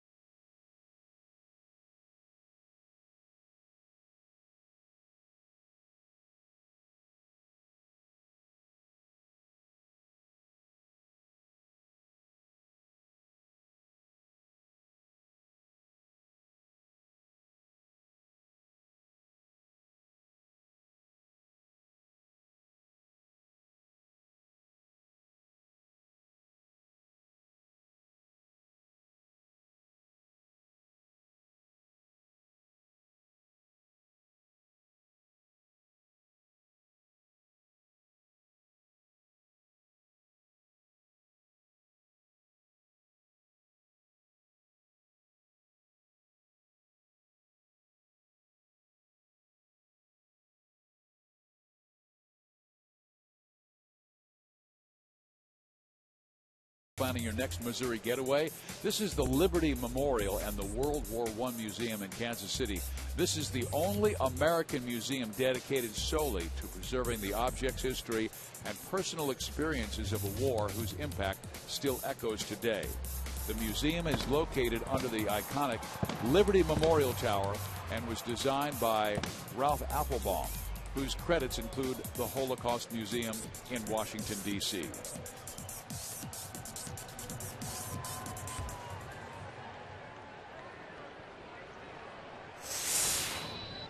Humberto Quintero will lead off the bottom half of the 7th for Kansas City. The Royals have scored 2 runs in this game. Both came in the first inning. A walk to Gordon, a double by Betancourt, and later a single by Moustakas, and that has been it. KC had Colon on the ropes in the 3rd inning, but they were not able to knock him out. The bases were loaded, nobody out, but Hosmer with a comebacker to the mound. He came home. Quintero starts the 7th inning with a base hit to right. And Escobar then hit into a 6-4-3 double play. Joel? Well, we're 2-0 here, and how about some of these scores from around baseball? Panera takes us around the league. And the Cleveland Indians, Jason Kipnis with the grand slam, and they blast Minnesota. The Yankees right now beating up on Detroit. That's good news for the Royals. Boston 7-2. Tampa Bay behind David Price shuts out Baltimore. Chicago 2 better right now than Seattle. Texas and LA will get underway in a little bit. But of course, the big news in baseball is the no-hitter from Johan Santana. 9 innings, no hits obviously, no runs, 5 walks, 8 strikeouts against a pretty good St. Louis Cardinals team, guys. And really hard to believe. Never a no-hitter in history with the likes of Doc Gooden and Tom Seaver and others. First one for the Mets ever. How about that, with all the great pitchers that they had back in the glory days when The Miracle Mets had Kuzman, and Ryan was coming out of the bullpen then, and Tom Seaver. They shocked the Baltimore Orioles. A 1, a 6, and a 3 double play. Bartolo Colon continues to retire batters. Here's the video of Santana's no-hitter against the St. Louis Cardinals. He got the fly ball, and the Met fans hoping to left field. Nice running catch. The final out of the ninth, a strikeout, and Santana does it. First no-hitter in Mets history. 8-0 over St. Louis. And he does it at home. Well, Colon is pitching like he did back in April, and he is pitching brilliantly. He beat Seattle 3 times in the month of April. But the game they still talk about, Oakland Athletics fans, is the game he had against the Angels on April 18th. Rex, he threw 38 consecutive strikes at one point, the longest such streak since pitch count data was first available in 1988. The previous best really surprises me. Do you know who had the previous best? Tim Wakefield, a knuckleball pitcher. Wow. Colon has always been a command guy. 38 consecutive strikes. That's unheard of.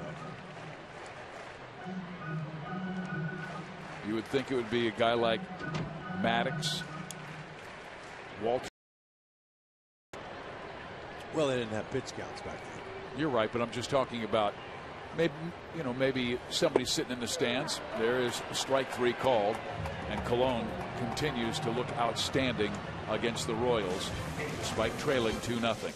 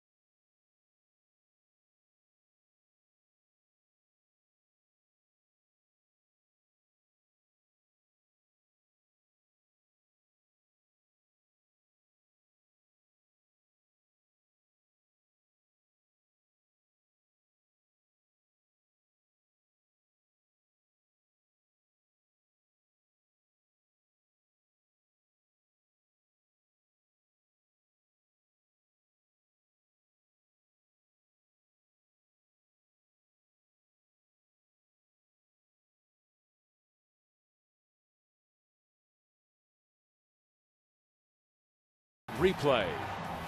Okay, that first inning, boy, it's a good thing they got that hit and going early. Got those 2 early on Bartolo, because Bartolo shut them down now the rest of the way. Usakas chips one in there on a ball like 4 inches on the outside part of the plate, way off it. And now the bullpen's trying to hold it. Herrera did his job in the 7th inning. Now our Chevy call to the bullpen brings on Greg Holland, who has looked better with his command every single outing since coming off the disabled list.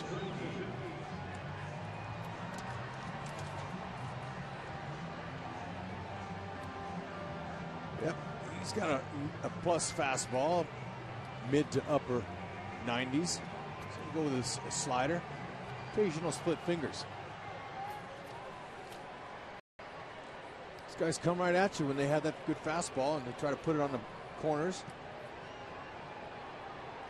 Keep him honest with a few off-speed pitches. He will face Kurt Suzuki, who twice has hit the ball sharply, but right at the shortstop, Alcides Escobar. 0 for 2 in this game. Holland came off the 15-day disabled list on May 12th. He actually missed 18 games with a left rib stress reaction. And this was a guy who was sensational in the setup role in the 8th inning last year for Joakim Soria. This year, his job is to set up Jonathan Broxton. If the Royals still have the lead, likely will get the call in the 9th inning. The bullpen is rested because Kansas City had yesterday off, coming home from a 5-4 road trip to New York, Baltimore, and Cleveland. They won 2 of 3 in Cleveland, getting 7 shutout innings from the pen in the last 2 wins.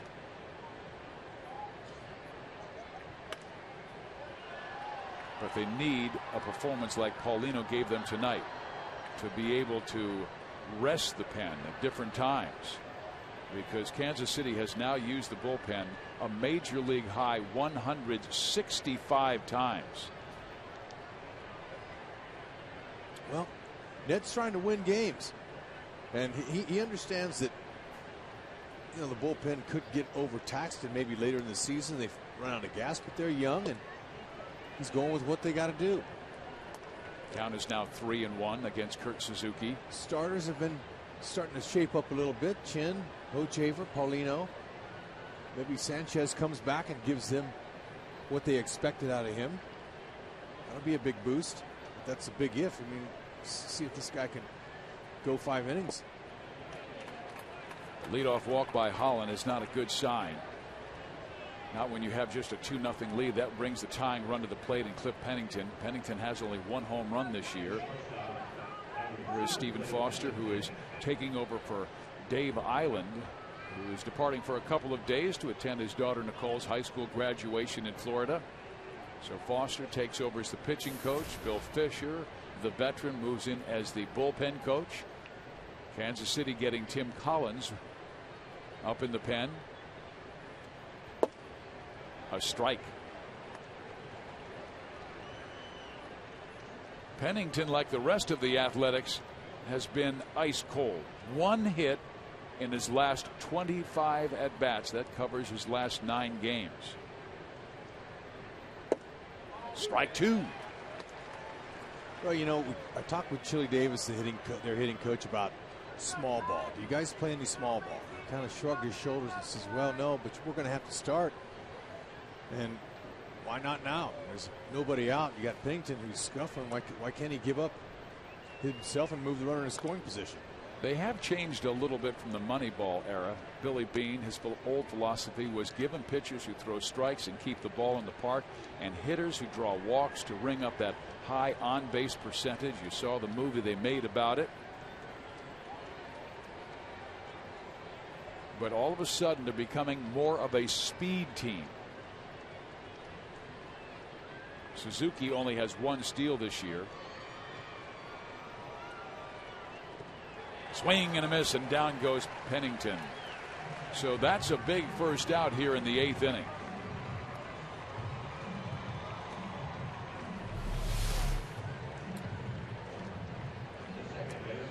Okay, Holland goes to that little slider. Good job of keeping it in front by Quintero.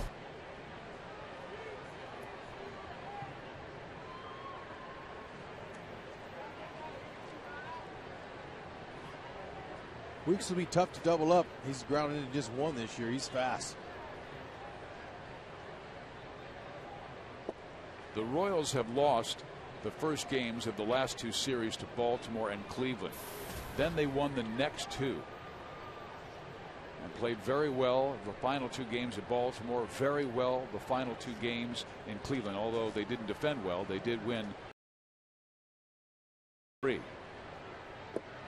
Weeks takes it outside, 2 balls and no strikes.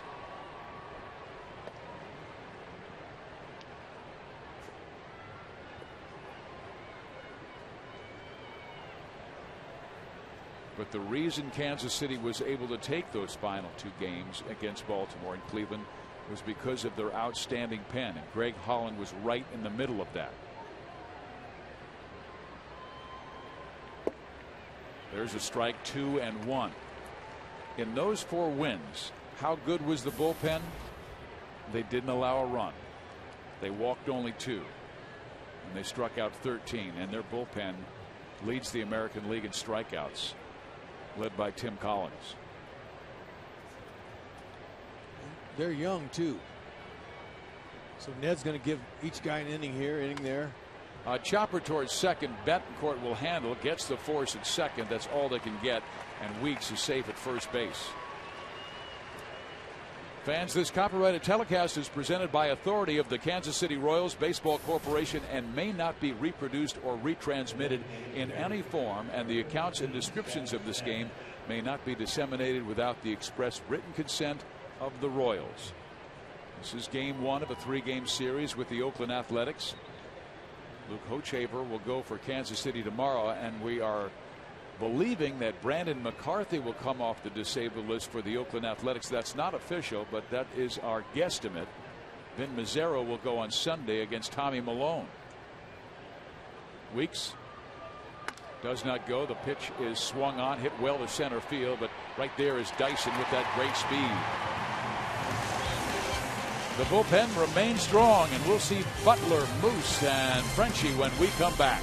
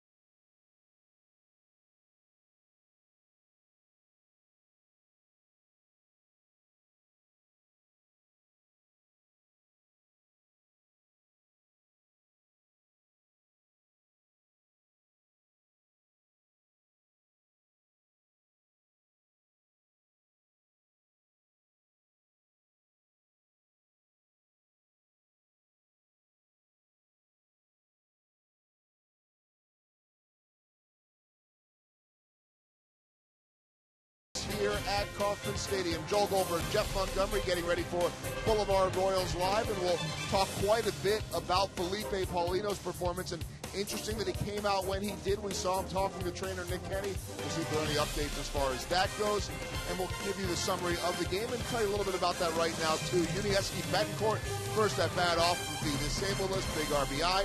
Paulino, a quality start, and Bartolo Colon able to settle in and limit the damage to 2-0. We'll see how this one ends, and we'll tell you about it on Boulevard Royals Live. Fizz? Thank you very much, Joel. As Kansas City just trying to win their fifth for the 5th time on the first game of a series. They came in with a miserable 4-13 record. We will see Andrew Kerrigan come out of that bullpen. A rather high ERA. He does have a win this year against Kansas City. Hard fastball, mid-90s. Curveball and a slider. It's got some late life. Good movement. Billy Butler will lead things off, and Billy hits one sharply to third. Inge has it and throws him out. So Butler will likely end the night 1 for 4 if Kansas City nails down this 2-0 victory. They need to set aside the middle of the order for Oakland in the 9th inning. That means Josh Reddick, Yoenis Cespedes, and Kiahua. Mike Moustakas is the batter. He's 1 for 2. RBI single back in the 1st inning. Walk in the 3rd, and a pop-up in inning number 5.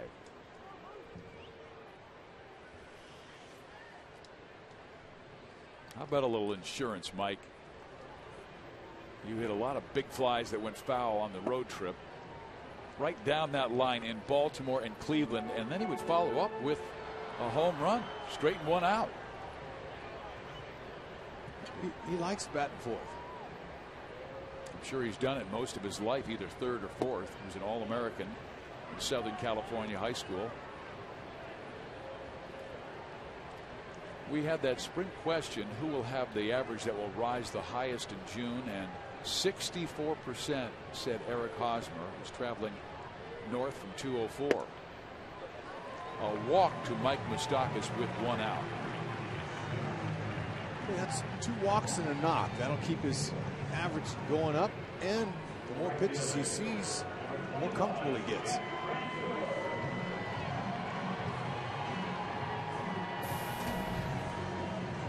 th and 15th walks by Moose.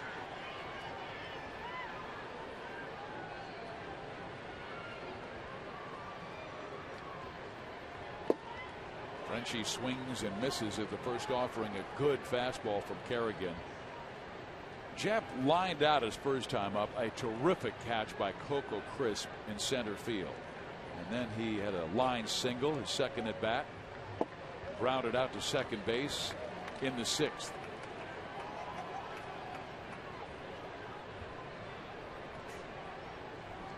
He does not get cheated with his swings.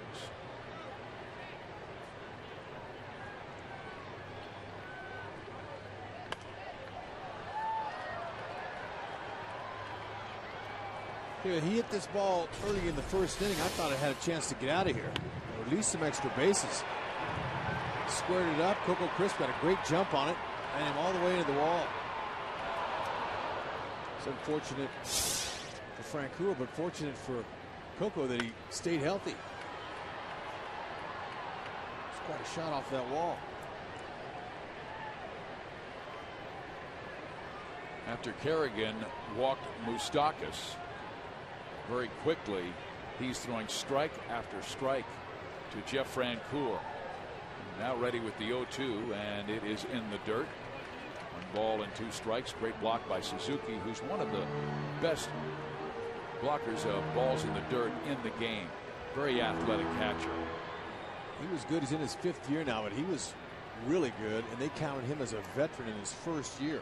Remember, he followed Jason Kendall, who was one of the very best in Oakland.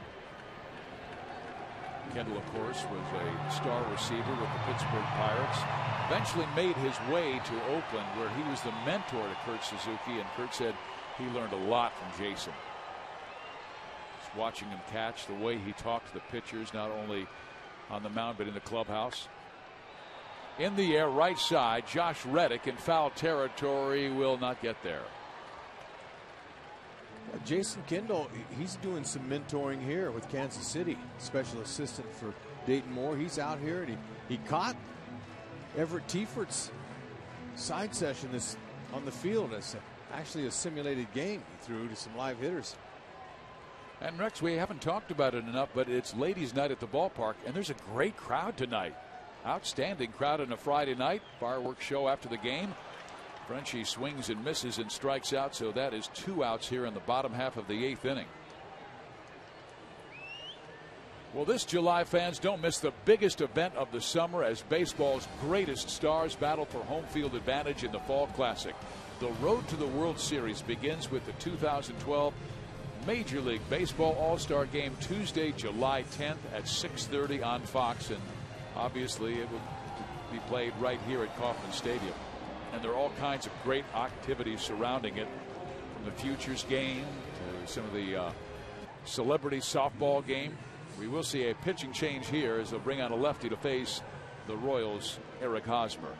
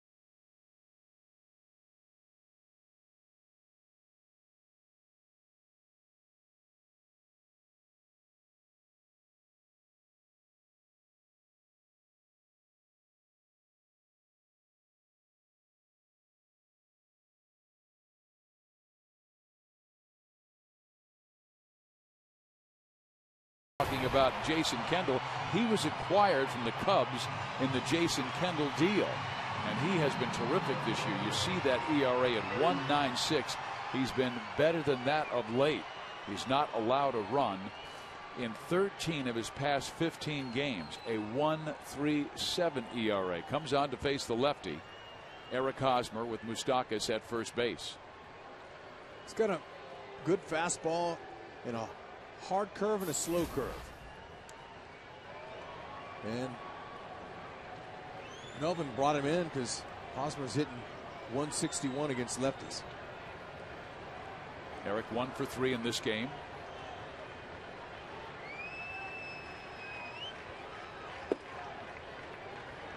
The hit was an infield hit back in the first inning. He reached for an outside pitch and tapped it off of the glove of Bartolo Colon. It's ruled a hit.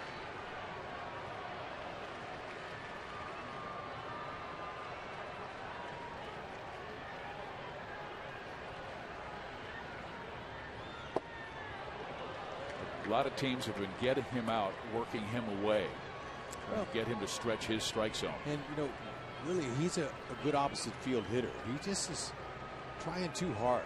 He's jumping at a lot of pitches. Gets out there on that front foot, and his hands can't stay back. Moustakas doesn't have a big lead. One thing I've noticed, Rex, he's kind of leaning, just trying to get it. I don't think they would run, Mike, with Eric at the plate. No. But, you know, the coaches, they call the running game, the pitch outs, the throwovers. So Moose is acting like he's going to run. And Blevins has Hosmer down in the count 1-2, has not come inside with one pitch. Everything has been down and away.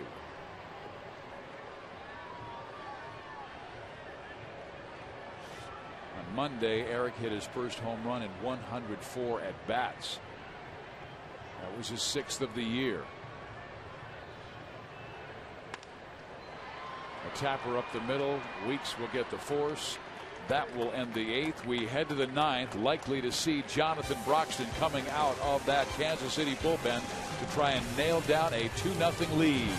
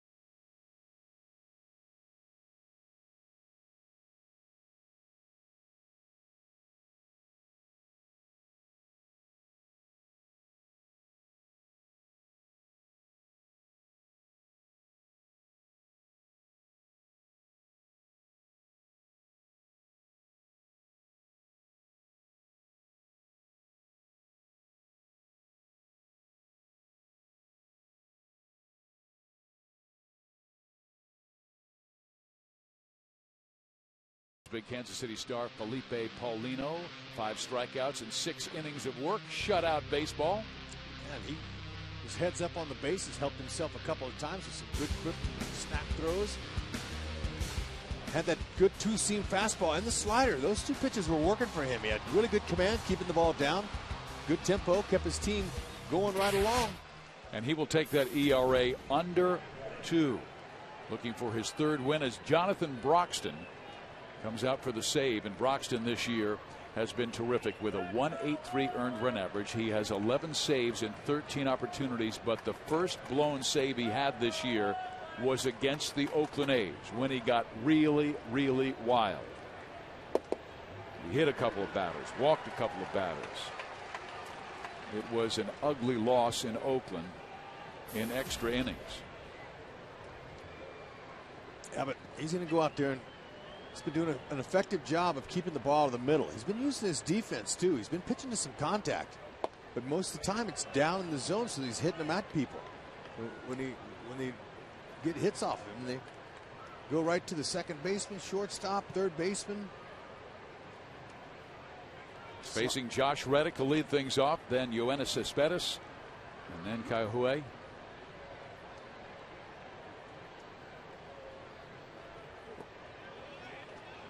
Low 2 balls and 1 strike. In that game, back on April the 12th, Broxton had a 4-3 lead going to the 12th inning and struck out the first man he faced, Derek Barton. Then a ground ball was struck to Alcides Escobar, and Escobar, who's an outstanding defender, made his first error of the year, and that opened the floodgates. The next 2 batters would walk. A ground out by Coco Crisp tied the game, and then Broxton would hit back-to-back batters, Cespedes and Gomes, and that won the game. Well, right here he wants to get back in this count. Tight lead like this, don't want to let anybody out there.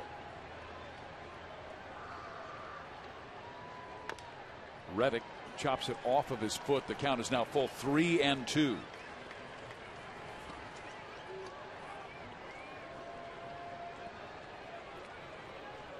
With a 2-run lead, even though Reddick's got 14 homers, still want to go out and challenge him here down low in the strike zone. Start walking guys.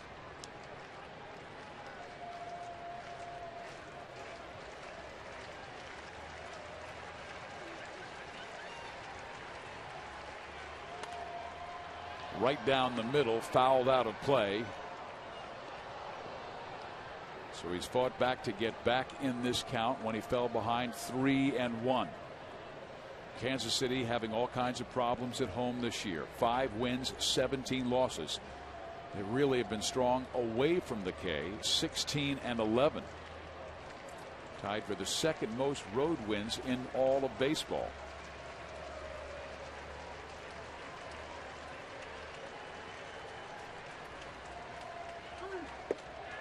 Outside corner with a breaking ball that surprised Reddick. Excellent pitch there. Reddick saw it up and he said that's going to be a ball, and then it just broke right down over on the outside part of the plate. Quintero does a good job of holding it there. Big strikeout to come back and get him. This has really been a desperate stretch for Oakland. Rex, they're 3-12 since May 15th and have been shut out 5 times. This could be their 6th if Broxton can get these final outs. Cespedes here, Kaihui next.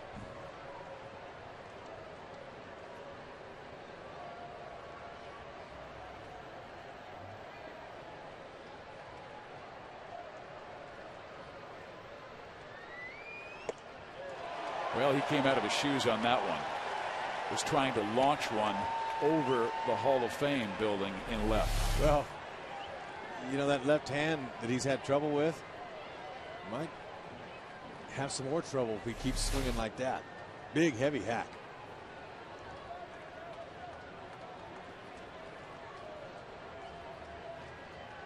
He wanted to hit that ball 9 miles. Still would count just as 1 run. And he takes another big rip now, down in the count, 1-2.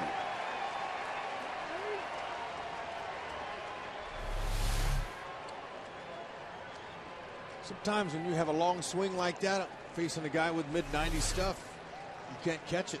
Better off staying short with your swing. That's what Chili Davis was talking to me about earlier. This guy's over swinging.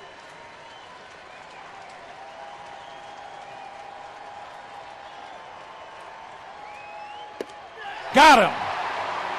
99-mile-an-hour fastball thrown by Jonathan Broxton. Cespedes swing harder. Broxton says, all right, I'll throw harder. He just let that baby go. Yeah. There it is. Looking too good, but no chance to hit it.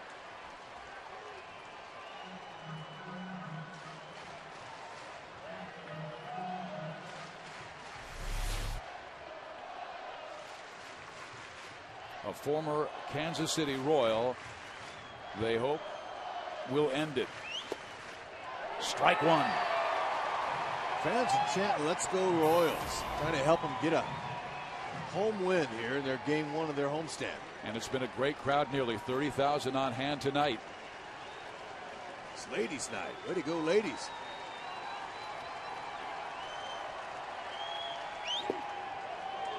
Eddie Money started it by singing the national anthem. Big baseball fan. And Joe Goldberg was talking about the song that Jeff Francoeur loves called Take Me Home Tonight. How about Take Me Home Tonight with a Royal victory?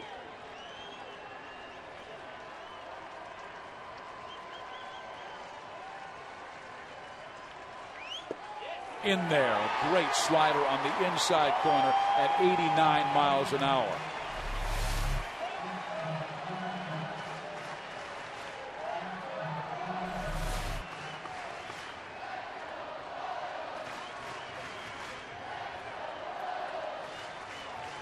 Broxton wants to finish it off right here.